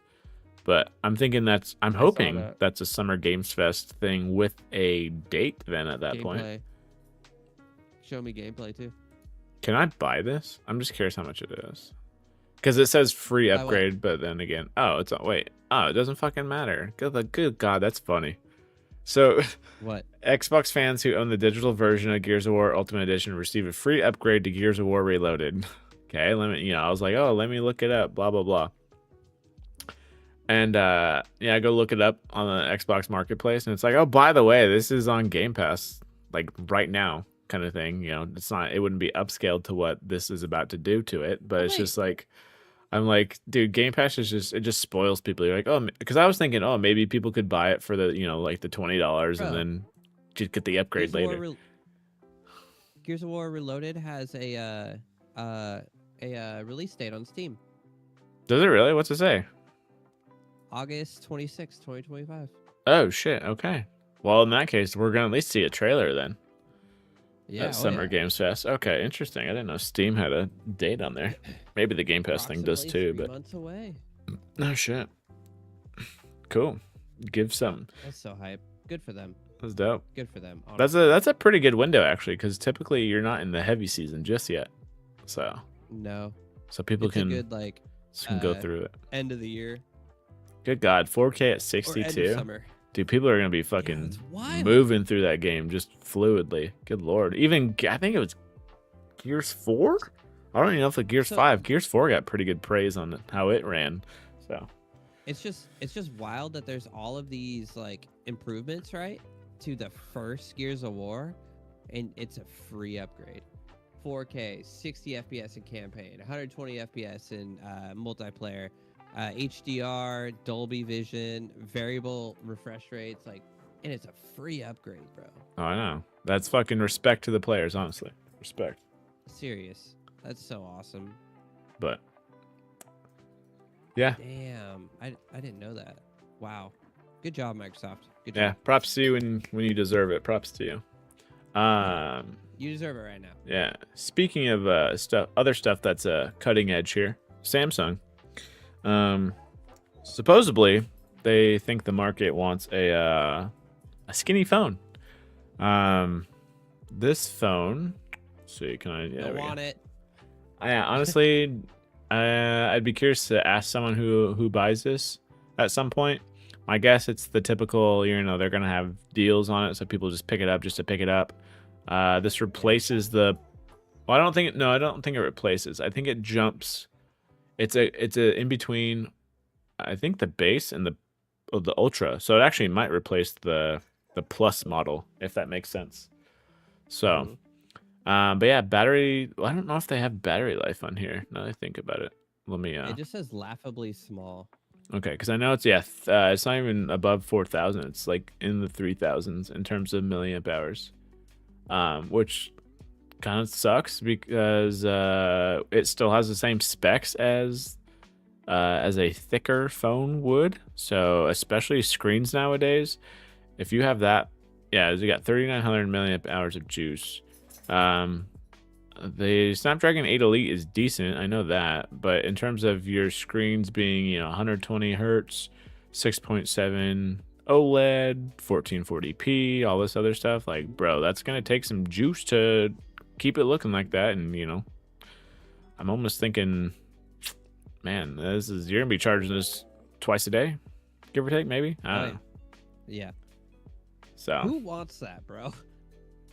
I think I don't know. I think almost they're just doing it just because of Just Apple having their rumors with their whole iPhone Air kind of shit. So yeah, just and so Apple's considering making a curved phone and shit. yeah. So it's just like just so they can have it on the market before Apple does it, possibly whatever this year or next year, whatever it is, kind of thing. So, but it's not even with the newest tech of battery in a sense of the was it silicone or solid state or whatever it is.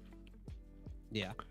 Which is it's more dense of a battery, which would make sense for something slim like this because you could have it be slim, but it's still more dense. So at that point, your battery life kind of basically stays the same.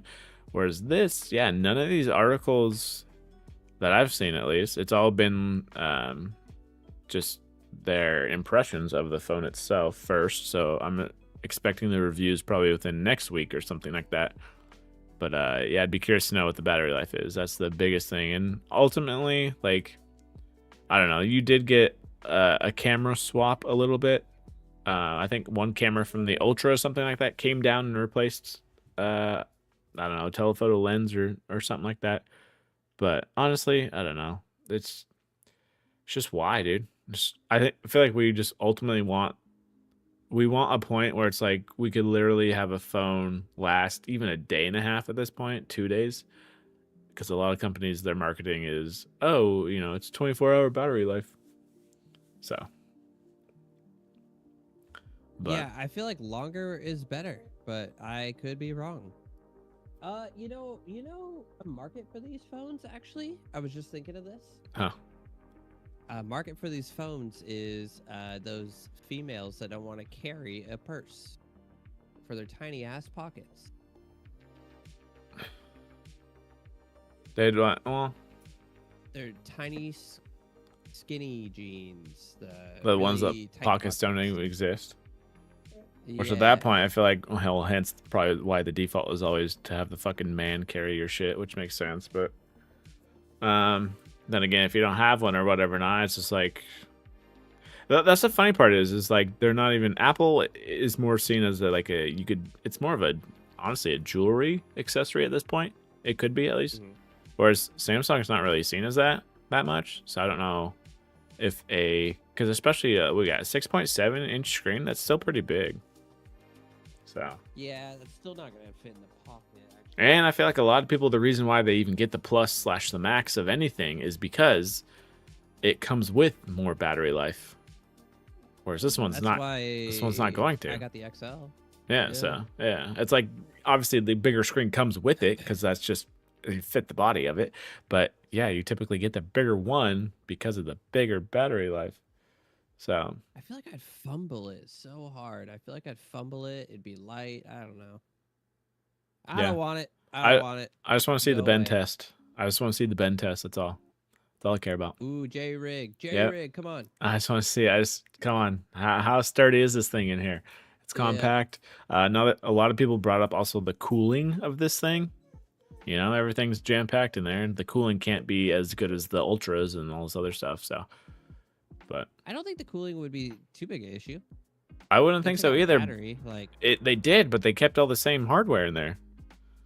Snapdragon 8 Elite, like processors and this and that, and the screen. I don't know. Like, I think a lot of the loss of thickness is battery, though. I think less of it's of cooling because the whole back can be used as cooler. Yeah, just have the shields on there. Yeah. Yeah, true. That's another thing too in terms of repairability. Curious of that. Huh.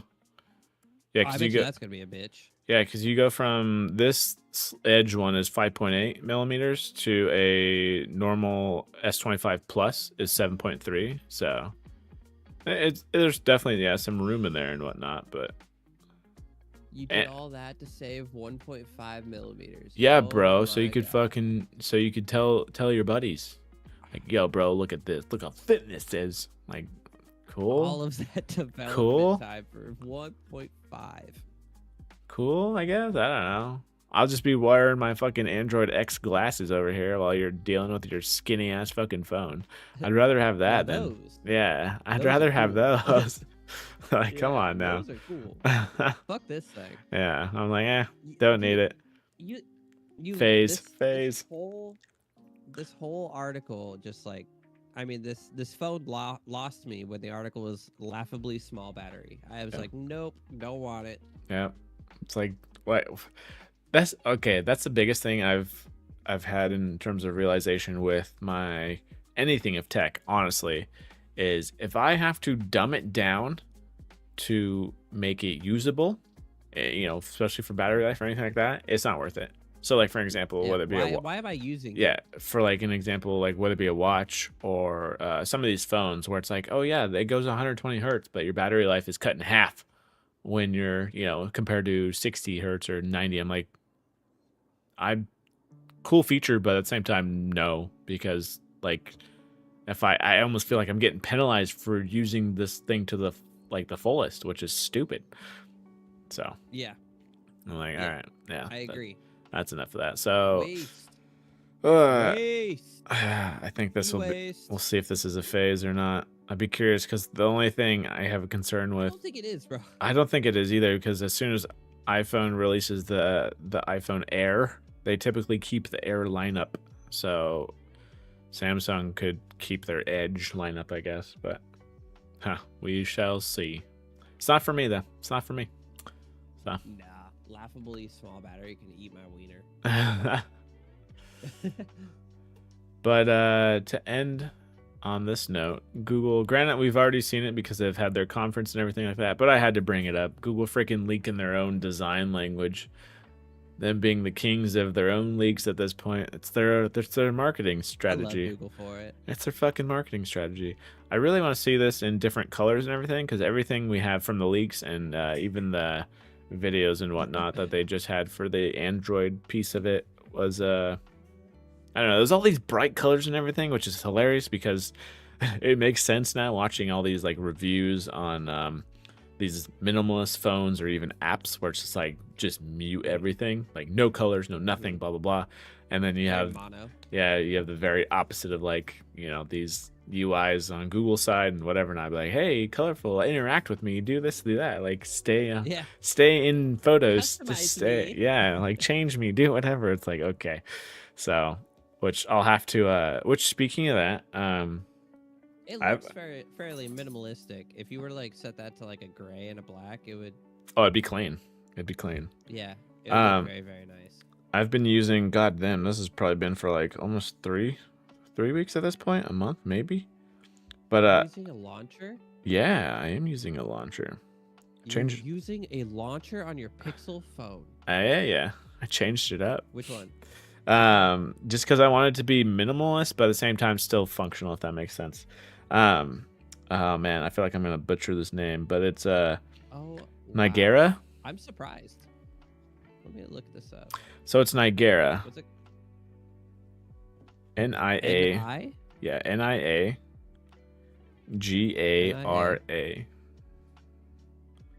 I see it. Yeah. So what it does is you can select however many favorites you want literally as soon as you unlock your phone. So I have what I consider essentials for me, at least what I'm using it constantly for. Phone. Are you making the essential phone? Is that what this is? Well, not really. Like in terms of like it doesn't have the styling of it. How about that? But it puts all your main things that you want in your favorites right up front. Like boom, as soon as you unlock it, here's your shit that you typically use. You're the one that set this.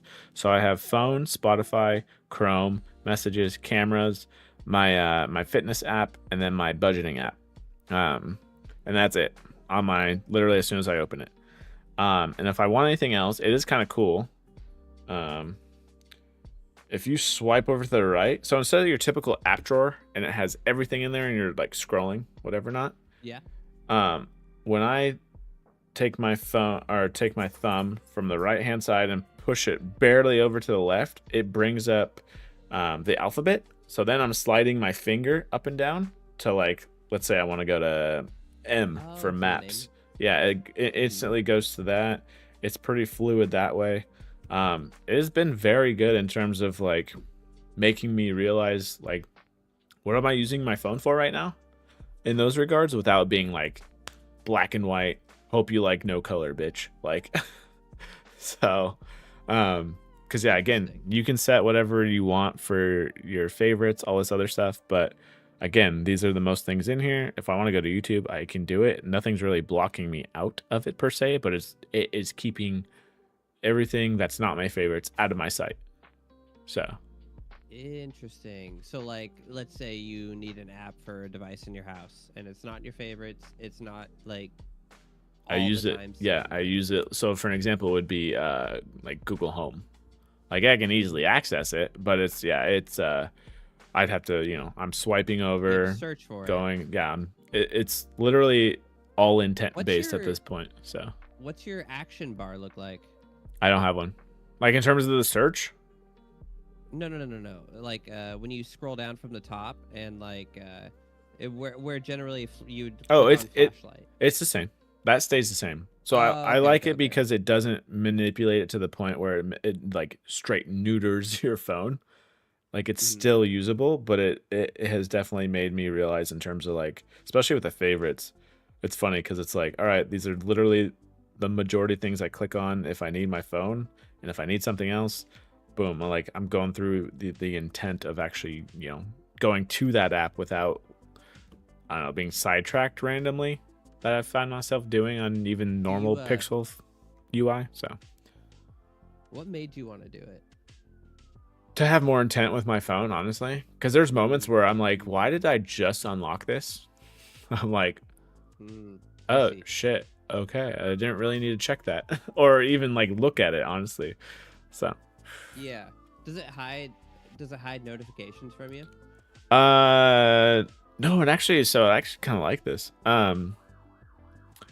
It keeps it so like there's long presses on these icons now. So if I long press on messages, for an example, obviously you can go to settings, whatever, not. Oh, actually not. It's not a press, it's a swipe. A message will come through. It's on, I don't know if it does because I've never done it on the lock screen of my phone, just on the normal UI. If a message comes through on your phone on the lock screen, are you able to like swipe or to like I think you can just reply straight there if I'm not mistaken. Yep. But yeah, this app kind of does the same thing while you're seeing the the notification itself under the app icon instead. So What's your home screen and tiles look like now? they are just here. I can let me do this real quick. They look like this because I won't dox anything, but I don't know if you can see that. Yeah. That actually looks really nice. Yeah, so it's super clean. And then, like I said, if I'm just, and bam, there's my alphabet. All right, let me scroll what I need to find. So, That actually is kind of cool. yeah. I can tell you how much anxiety I get when I scroll mine, and then I'm like, holy fuck, I gotta sort through all these. Yeah.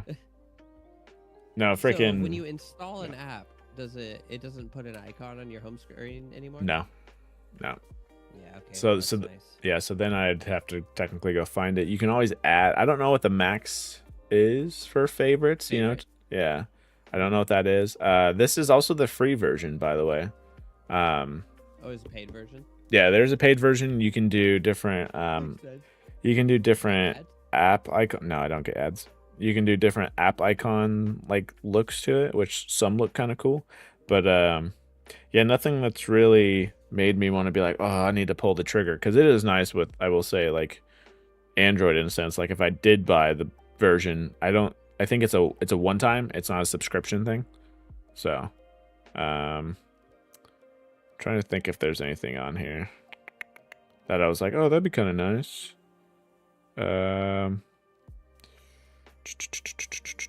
Yeah, it's got all the normal shit that you need on the free side of it, so I haven't really messed with it too much for the paid features, I guess, power users and whatever not. But so no, which is kind of funny in terms of like updating to this. Like, granted, I don't know, I'd have to go back to the Pixel launcher to check it all out and whatever not. But it's just funny because as soon as it's released, I was like, oh yeah, technically with a launcher, this wouldn't affect that. But That's that actually is clean. Uh, uh, But no, because I think it was on our discussion. I don't know if I was watching something or it was on our discussion. We were talking about the light phone earlier, and I was just going through the apps and I was just seeing like what are the like top 3 minimalist ones and whatever not. And a lot of them, yes, they do have the just completely remove color, black, white. You can pick you don't even see the icon. You just see phone, Spotify, maps, like this stuff. And I've tried those every now and again, but it's like not only that, they're usually subscription based if you want anything that's decent for feature wise. And then yeah, like I said, this one doesn't really neuter you too much. It just gives you more perspective in terms of like the intent behind what you're using your phone for, instead of just like the ritual it becomes in terms of unlock. All right, let me open this, and let me go through this, let me scroll through this real quick. It's like no. So you know why you opened it. yep. Yeah, that's interesting because I find myself sometimes I just unlock my phone to unlock my phone. Oh, same. Yeah, Know. I'm like, wait, why did I come in here? Basically, it's like it's like digitally going into a room and be like, what the fuck did I come in here for? Huh, okay. I need to turn off more notifications. I get too many notifications that I end up just clearing. Oh, same. That's the biggest one for me that I noticed. I'm like, wait, if I keep clearing these, I don't care about them. So why don't I just turn that shit off? Turn them off. Which I do appreciate when you long press them, it goes into those settings of like the exact toggle that it is. Yeah, you can mute it right there too if you wanted to. Or... And it is funny though, because especially I think my biggest takeaway with this launcher is how many do I have? 1, 2, 3, 4, 5, 6, 7. Literally having a device that I'm somewhat surviving off of like probably 10 apps or less. Honestly, in terms of you get the favorites on there, and then there's the ever so often ones that like Gmail, Maps, and then obviously like YouTube and maybe Blue Sky. But it's just like other than that, I'm just like all these other apps are just side loaded just for those one-offs, or I had to download it for this and that. So yeah, I had to download it to buy this or connect this product or so on and so forth. But no, yeah, I would say cool. the biggest one would be definitely the notification thing for sure. In terms of like, I don't care about this. Like, see it. Yeah, that's cool. So, no, I was like, free. I was like, sick. All right. I haven't even considered using a launcher in a long time. I did with like my HTC One M8 back in the day. But I haven't even looked into them. So, what'd you use back then? Do you remember? Was it Nova Launcher? I feel like that's like the top one. It probably was Nova or something. But okay. I couldn't tell you. I remember it changed all my icons, and I was like, "Whoa, this is cool!" Oh, I know, right? Just that artist change in a sense. You're like, "Oh, this is new. This feels new." Yeah, it makes your phone feel brand new. Yeah, and this one does have those where there's some icons that are kind of dope. It's like hand sketched or whatever not, and it is nice because comparative to, I'd actually have to see how this Pixel one works. I'm gonna download this on my second phone, see if I like it. It themes the whole. I want to know if this one will theme the whole thing, because that was the one thing I didn't like, is because on Material you can try to have it theme your icons, but it was like only if that third party, like Spotify or whatever not, if that third party was on board with it. Whereas this one, it like forces its it reminds me of the because I don't think Xbox ever did this, but the themes on PlayStation, a theme on a PlayStation will change even the icons for it when you're scrolling, left or right. This phone kind of has some of those too. I want to say it has its own marketplace for those. So I think you could, or maybe wallpapers. There's something you can download. I just can't remember. I want to say it's themes. So. Oh, it's a notification filter. It just automatically turns on. But. Okay, how do I? But yeah, no. I recommend it at least. So. I'm gonna try it. I'll try it on my second phone. But. The one thing I had to get used to is because for me at least, for like whether it be recipes or if I wanted to save something of something I wanted to look at later, I would copy it to my homepage in a sense, the link for something, and so I'd be like, just swipe over and click on it. Whereas this, I can't do that because it doesn't. There's no indication in a sense of copying a web link to a homepage per se. So. I just usually put it in my keeps folder or something if it's that important of me kind of going back to it. But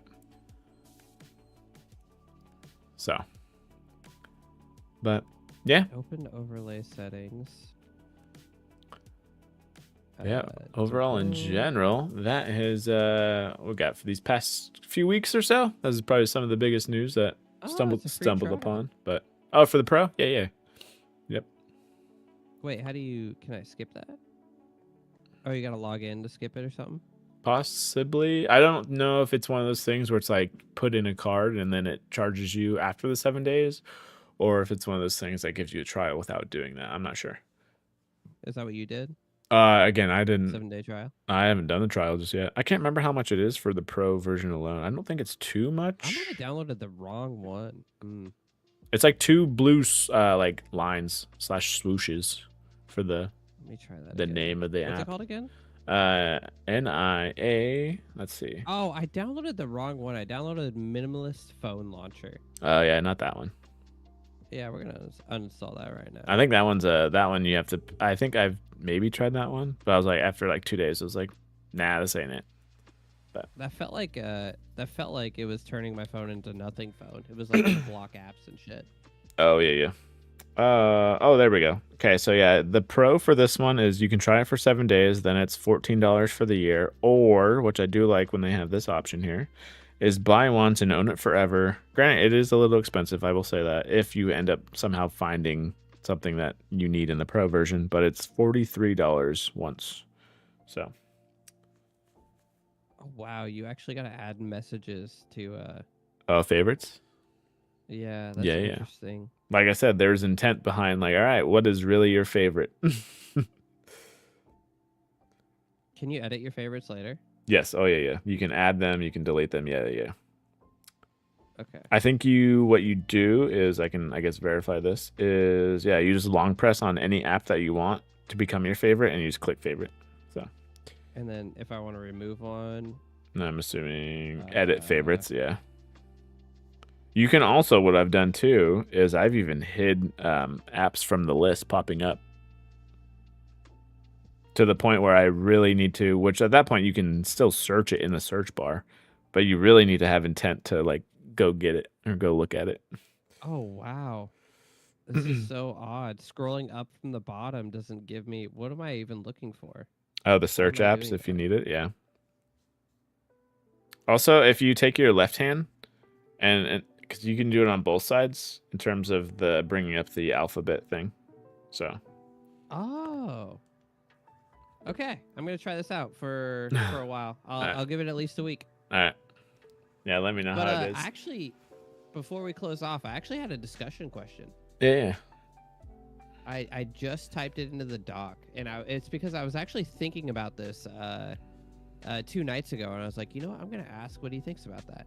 So since the beginning of like tech, we've gone through cycles, right?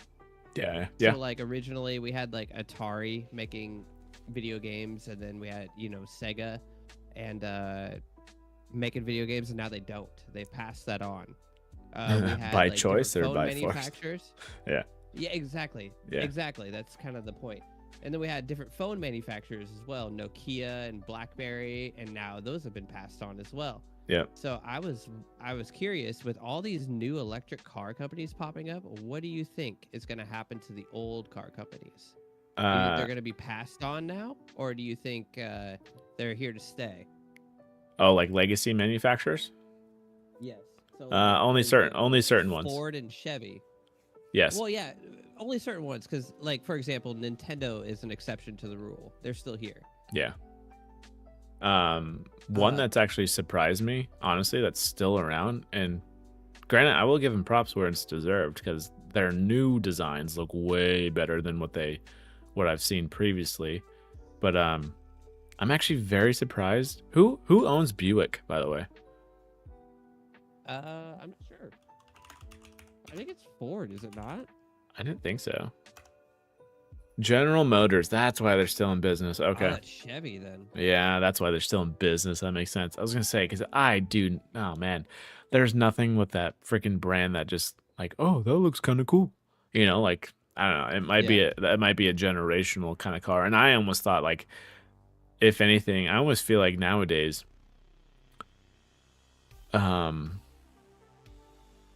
especially with legacy automakers, the reason I don't see them going anywhere per se is because they're under such big umbrellas, if that makes sense. Yeah.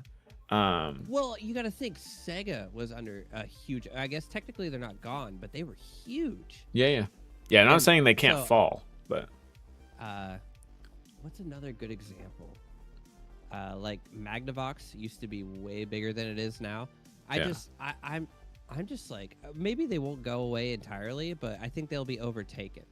Like Blackberries are still here, but they've just been overtaken. They're not like the primo production, like productivity device anymore. Yep. So I can't remember exactly what I was watching, but they were talking about how they just reviewed a car, and it was by a car company that I had never heard of. And then I was thinking about it, I'm like, oh wait, we have Rivian, we have like this freaking what's that truck we talked about? The Slate truck coming, and these are from like brand which will be new interesting with the yeah. So yeah. I'm just curious what's gonna happen if to like the American Ford and American Chevy and American Dodge. If they're just gonna like. Well, Dodge crash. is even under Fiat though. That's the funny part. Is it? I actually didn't know that. Yeah, Dodge is under Fiat. So it's like, that's what I'm talking about in terms of these umbrellas, because when we think of maybe like the good old Lucid, I think was the other one. That one's backed by Saudi money, so that one's not going anywhere. So well, Lucid's like new though. They're new. Yeah. So like and Polestar, that's another one that's kind of new too, or is new. Well, it's a new branch, yeah. Because that one's Volvo. Wait, what? Is it? Yeah, that's Volvo's spinoff. Okay. Yeah, a lot of these fucking companies just get to a point where I feel like they just spin shit off. Like Kia and Hyundai, I think at one point, or if they're not still, obviously are like pseudo spin-offs, or at least sister companies. And then you have the Genesis brand, which is Hyundai's luxury brand. Yeah, so it's like you have spin-offs of that. But no, you have the good old, because you're thinking like classic cars, and the first one that kind of comes to mind is the good old, it's not American, but it's the freaking VW Beetle, that kind of shit. And it's just like, dude, if anything, VW owns so much shit. They got Porsche under their belt. They got, I'm going to be forgetting some. I want to say they have, God, why do I want to say Lamborghini don't they have even? BMW? I don't think Beamer, no. It's because they have Porsche, and then they have Audi. And then they have VW and all this other stuff. And then, you got Toyota with their whole Lexus thing, and Honda with Acura. See, they have all those branches, but like, dude, I don't know. I don't know, because there's so many companies making cars now. What's the least popular ones? I'm thinking out of all of them, on the top of my head, at least in terms of my own mind market and share and whatever not, I'm almost thinking, I could be wrong here. I'm curious what's under GM, honestly, because I'm thinking they have the lowest stuff that could be cut, if that makes sense. You got Chevy. But I'm thinking Buick Uh, gets fucking chopped. But yeah, GMC. I'm thinking they don't go away, but they redefine what they make, if that makes sense. Jason would be so sad. That's a GTO. Aren't they gone? Isn't Pontiac got? Is Pontiac on? I'm pretty sure Pontiac's Dunzo. Because that's GTO Pontiac, correct? Yeah. That's fucking. Let me check. Pontiac. Ended in 2010. Wait, Pontiac remains a registered and active trademark for GM. 2009, 2010. Yeah. So, I guess. See, that's my General point of Motors. this question is: do you think eventually companies like Rivian, or company like the company making the Slate truck, or what's that other one I just named, Lucid, will make vehicles, will sell more vehicles than a company like Ford or Chevy? Ooh. Like, is Tesla gonna outsell those guys? Tesla has outsold Toyota. How about that? Yes, they have. Their Model Y is the most popular out of every vehicle, EV or not. I don't know what the latest metrics are, but grand scheme, like they'll become more well known than these other three companies. Like, you ask a kid nowadays, dude, they don't know Sega even exists. They don't know Sonic was a Sega game. Which is, you know what I mean? Yeah, which is besides Sonic the Hedgehog. You know what I mean? Like that. Honestly, you get rid of Sonic, you get rid of Sega. To me, in my opinion. Yes. So but they don't even know that Sonic is tied Sega. To Sega. Yeah. And I feel like what you're bringing up is a really good point in terms of a generational knowledge, in terms of what did you grow up with. So honestly, just a lot of that stuff can get passed down, though, in terms of like Ford trucks, Ford F-150. Like, that's what my dad had. That's what I'm gonna have because my grandpa had it, and you know what I mean. Like, it just gets some things. Some things just get passed down. And it's because of someone else that matters to you had it, which then that means it matters to you. I don't see. Rivian and whatnot surpassing those guys. But I guess what I'm thinking is that eventually all the stuff that we knew to be rock solid brands, other than like very specific ones, like I don't see Microsoft going anywhere. I don't really see Google. Are you putting like a Bungie kind of story on these automakers, basically? Like Ford, the makers of the F-150, which means like, oh, their next product must be pretty good then. Yes. Okay. I think that basically most of these like well-known brands that we thought were rock solid are going to crash here in the next like 20 years. I actually, honestly, if I kind of dive deep into this. Yeah. Because I was thinking about it and I was like, I honestly think the PlayStation and the Xbox will be gone in the next 10 years. Or not 10 years, actually. Probably next 20 years. From a hardware or from a hardware perspective or a business perspective? Yep. No, from a hardware perspective. I don't see Microsoft getting rid of Xbox entirely. Okay. But like, I could completely agree with that. Sony would be last. Away from that. Well, no, Nintendo would still be last. Well, yeah. I mean, but I think the transition of just like evolution of technology is just going to push us in this way away from these like general standards that we come to know. It kind of has to, because any good business, good athlete, good whatever not, they have to be able to adapt. And if you don't, that's how you die. I guess my main thing too is like it took so long for like Ford to like jump on to the electric car train. There were other companies designing one for like multiple years before they were like, "Yep, okay, we're doing this."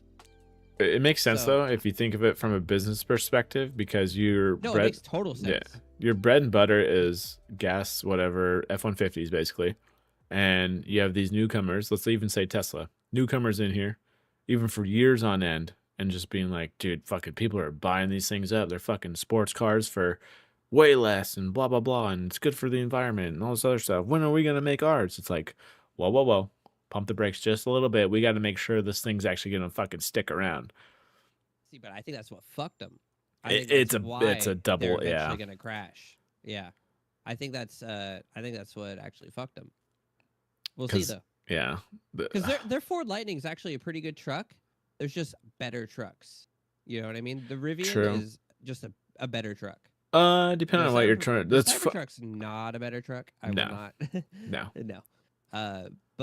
Just the capabilities of the Rivian is quite a better truck. Which is funny because it's comparing a like, I guess what it's trying to be, a mid-size to a full size actually.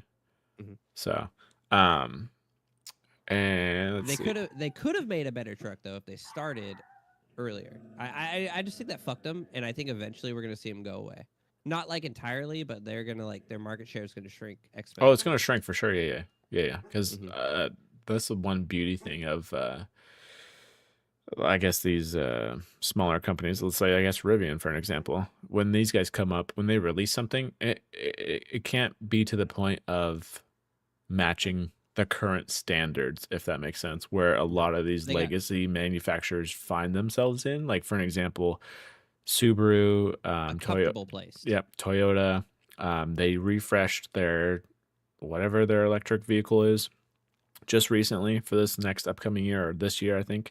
And I want to say they're finally in about the 300 or so miles of a charge, of a full charge, and this and that. I'm just like, dude, if you're coming to the, if you're bringing something to the game, it's got to meet these certain standards. Like, Minimums. yeah, Yeah. it's got to hit the minimums. It's um I Oh, definitely don't. you're speaking from Rivian though. They have to meet some. They have to like exceed Yeah, you what have what. Yeah, though, yeah. any newcomer You have to go specifically, above. yeah, you have to under promise and over deliver, which I Yep. really I don't like them as much as I used to in terms of the Tesla perspective. It's because when they were first starting, they were fucking nailing those things just like, yo, this Are you fucking, talking about Tesla now? yeah, this sedan Yeah. could fucking, for let's say 100 grand, which is still a lot, but it's not a supercar price. This sedan can go 0 to 60 in fucking 4.5 seconds. It's like holy Yeah. shit, and it's just like it was just this fucking peak of like, all right, everyone try to catch up. Whereas nowadays, yeah, like they don't even do that anymore in terms of like under under promise and over deliver. It's very few and Yeah. far between when companies do it, but it is fucking appreciated. I'll tell you that. I actually kind of think in terms of automakers too. I'm almost thinking we're gonna go to a swing of almost smaller cars or Yeah. efficiency or whatever. Not dude, the fucking R3 from Rivian is fucking gorgeous. So You know, send me a link. I haven't seen it yet. yeah, let me get that to you. I was laying there thinking about this, and I'm like, yo, this is something I gotta ask him. I'm curious what his thoughts on it are. Let me get this image for you. Because there's so many dead companies that were just such big companies that I bet you they believe they were never gonna die. Like Yahoo, That's the mentality you though. know? You can't have that mentality. You're not fucking. You're Yeah. everyone has an Achilles heel. Yep. So Ooh, that thing's spicy. yeah. I want the hot hatches to come back, dude. I'm not gonna lie. It's between this and freaking That's pretty awesome. it's between this and that freaking Telo truck I keep fucking watching. Yeah, that's dope. So yeah, that's on there. That's on their list of to dos after they get the R2 out and about. But So, yeah. what do you drive now? My Forester still, which is Nice. funny seeing all Is these, your next vehicle an electric vehicle? Yeah. If I can keep this, I say that now. As long as I can keep this Forester up and running for, I don't know, an extra fucking 10 years or some shit, or whenever Yeah. the reason comes to even try to save up for one of these things for a down payment or something like that. But Mm-hmm.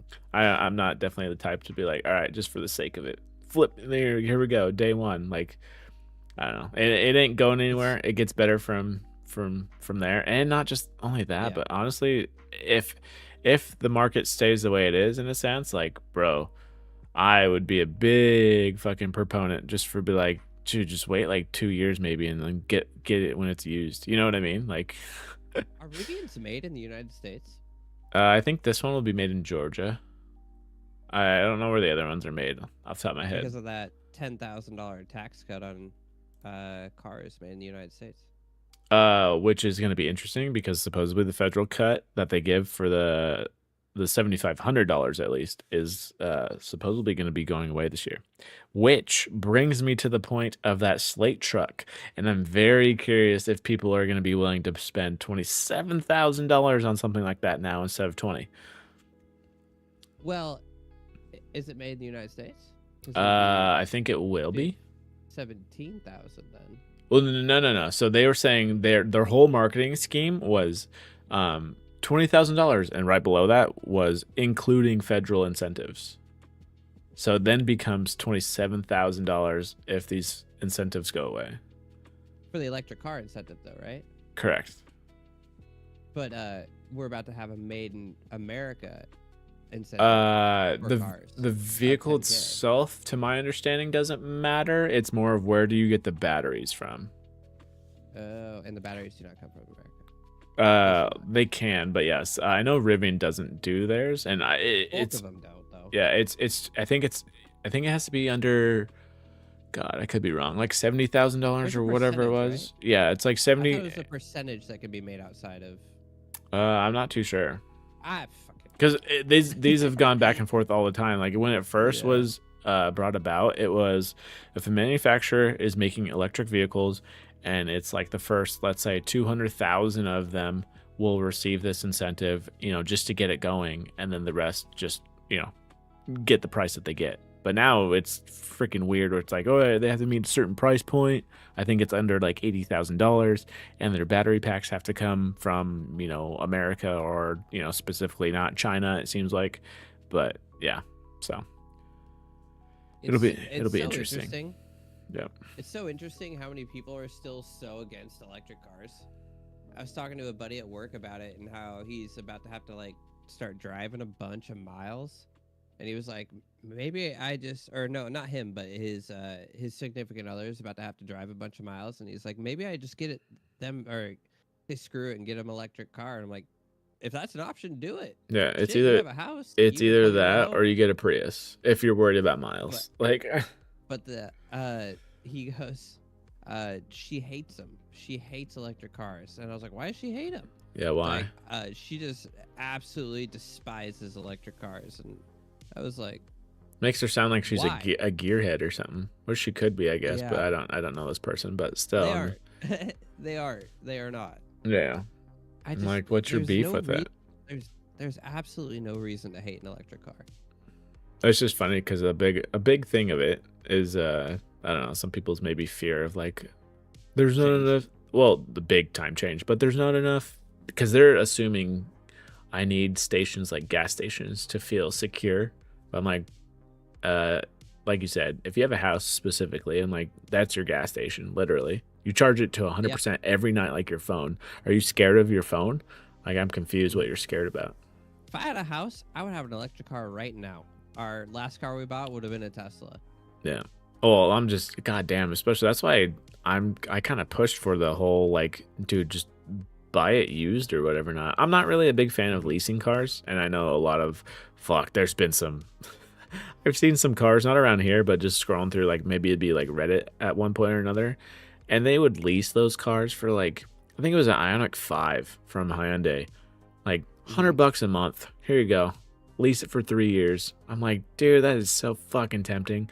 In terms of like, I'm assuming it's the base minimum of like, all right, only 10,000 miles a year, this or that. But it's like, I'd rather just get something that's used, like 2 years old, whatever not. Like even these updated even these updated Model 3s, I guarantee you could probably find one for under 30,000 in the in the 20s or whatever not, with some decent range and all this other stuff. And as long as you got the record for it in terms of battery health and whatever not, like, dude, it is almost it's starting to become, honestly, it's starting to become like me trying to find stuff on like Facebook Marketplace for tech, kind of thing, and be like, shit still works just fine. The person just wanted something new or just didn't like this one at all or something like that. Like, cool, I'll take it off your hands. See ya.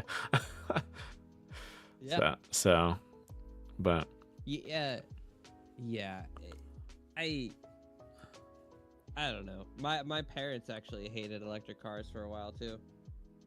And I'm just like, depends I what. don't See, get it. that You almost know, might be a bad thing in terms of like your first impression of something matters, though. You know what I mean? So like, if you're in a yeah. fucking in a Nissan Leaf compared to I don't know Tesla or whatever, not I was like, I don't know if they've ridden in one.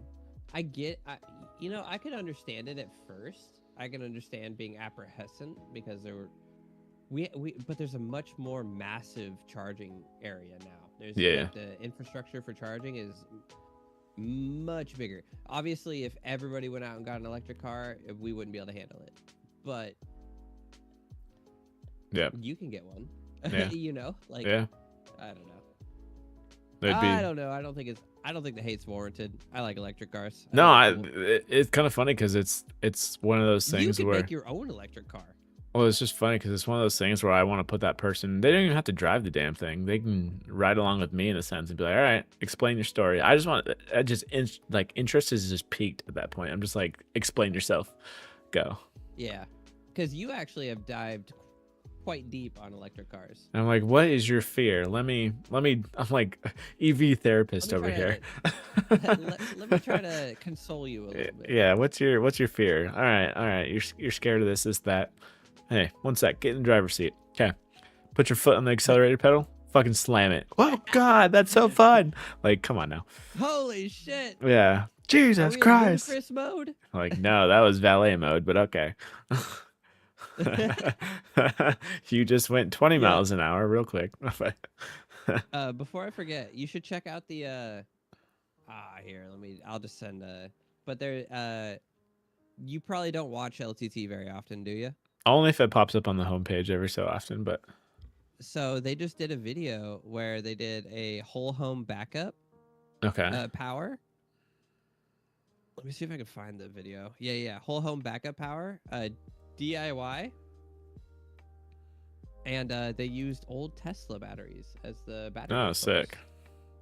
So it's actually, I saw that, I was like, yo, this is kind of sick. So That was I dope. just sent the yeah, super cool, because I actually didn't know Tesla batteries had like built-in BMSs in each cell. Oh, which really? makes Okay. sense. You would need that. Yeah, every battery pack is treated differently from all these companies and shit, so curious to see Yeah, it's how pretty cool. see how they do. But yeah, no, there's some cool designs. Again, the biggest thing that kind of holds back these legacy makers for now too, that these new guys have an advantage on is these new guys have to make a vehicle that's built specifically for electric, whereas the legacy ones take their gas version and put the electric system in there without really changing too much stuff up. So, but they kind of have that benefit though of some people just don't like change. So we're gonna very, very, very slowly change you maybe over to a hybrid first, then over to electric, versus like, all right, who's willing to fucking be the guinea pigs for these EVs? So I don't know. I can see some people being worrisome about that. Yeah, and just be like, I don't like them because, like you said, I guarantee the biggest thing is change. But yeah, like, bro, your fucking car could be fucking heated through your phone and just be set and be good to go. Like, come on now. There's oh man. That's that's content in itself. Like coming over, freaking cool features. driving over in less than a month or whatever. Now it's like, bro, fucking, let's go take your parents for a ride. Like, yeah, I want to check out the Tesla when you get here. yeah, dude, it's freaking its name on it. I love it. I love when people are creative. It's called low battery. Nice. That's Awesome. I'm like, hell yeah, let's go. But it's called a low battery. Yeah, no, it has it was kind of funny because going through the whole Turo experience, renting a car or whatever, not because I even checked other actual rental places. They didn't have any EVs for the most part, but no, a lot of them, which it makes sense because Teslas are basically a fucking Honda Civic of EVs at this point now, it seems like. But yeah, no other vehicles to try, unfortunately. Which, don't get me wrong, if there was a Rivian or something like that, at some point I might keep an eye on that app just to, or hell, I might even hit up fucking Reddit and just be like, "Yo, anyone willing to fucking let me come explore your vehicle for a bit?" Make a video. Yeah, or do something. Just like, I just want to check this thing out. You can be the one that drives the whole time. I don't care. So Yeah, I just want to sit in it. I just want to feel it. yeah, just be like, what's the experience in this thing? Oh, especially at Rivian. I've seen them every now and again, whether it be at work or on the freeway or something like that, and they're so easy to point out. I'm just like, They're pretty too. thing looks sick. I do like Yeah. their aesthetics, especially on the inside with that wood dash and this and that. I'm like, fuck. Like, but then again, looks are one thing. It's like a phone. You know, the outside can be pretty and whatnot, but if I have to deal with the software all the time, that thing better be fucking smooth. Yeah. Yeah. So, Software updates and stuff. yeah, which Fuck. then again, now that I think about it, I get mine has changed. That actually might be the biggest thing scaring people away. Maybe Software updates? no, not even software updates. In terms of, you know, some people are scared of technology and computers, and these things are computers on wheels at this point. So it's like, Yeah, that's true. oh god, I don't know all these settings, and it's like, dude, don't worry. There's so many buttons. Yeah, you're Touch screen for everything. you're just setting it once and kind of not really going back to it unless you need to. So, Yeah. but I don't know. It's just my mindset. Some people just want the old school physical control shit, hence why Slate exists. But we'll see what they're willing to pay for it. So, Yeah, I actually hope Slate does well. yeah, hopefully 'Cause if they they do they well- find their market. If they do well, I foresee them making a compact too. Oh yeah. Yeah, you know that if they do well, they're gonna be like, okay, let's do a standard like Civic style car now. Yeah, but then you know this R3 and the that Teletruck. I don't know, as weird as it is. The Rivian obviously looks a little bit more natural, give or take.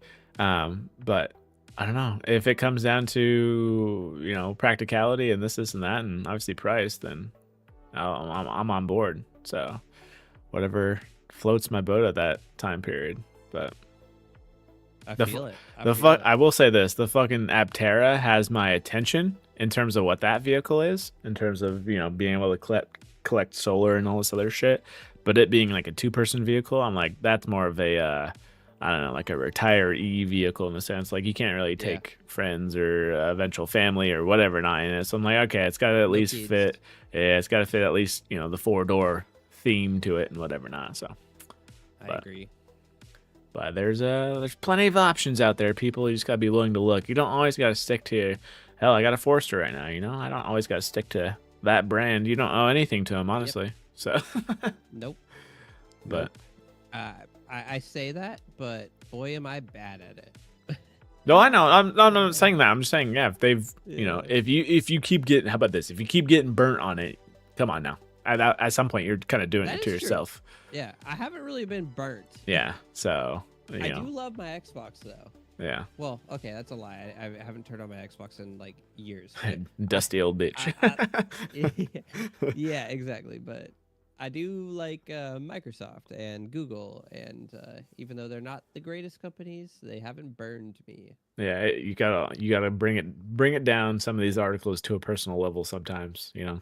Yeah, So don't get too caught in the weeds of this and that, and, you know, does it apply to you or does it not? So, exactly.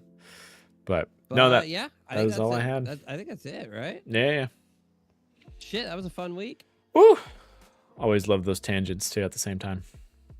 Yeah, I think we should add a discussion question at the end of at the end every time. Let's do it. I'm down. Yeah. Question of the week. Cool.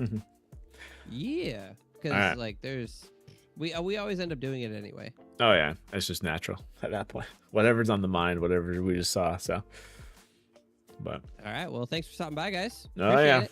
take it easy, folks. Take it easy. Hopefully you have a fantastic rest of your week, weekend, all that good stuff. Catch you later. And we'll see you next time.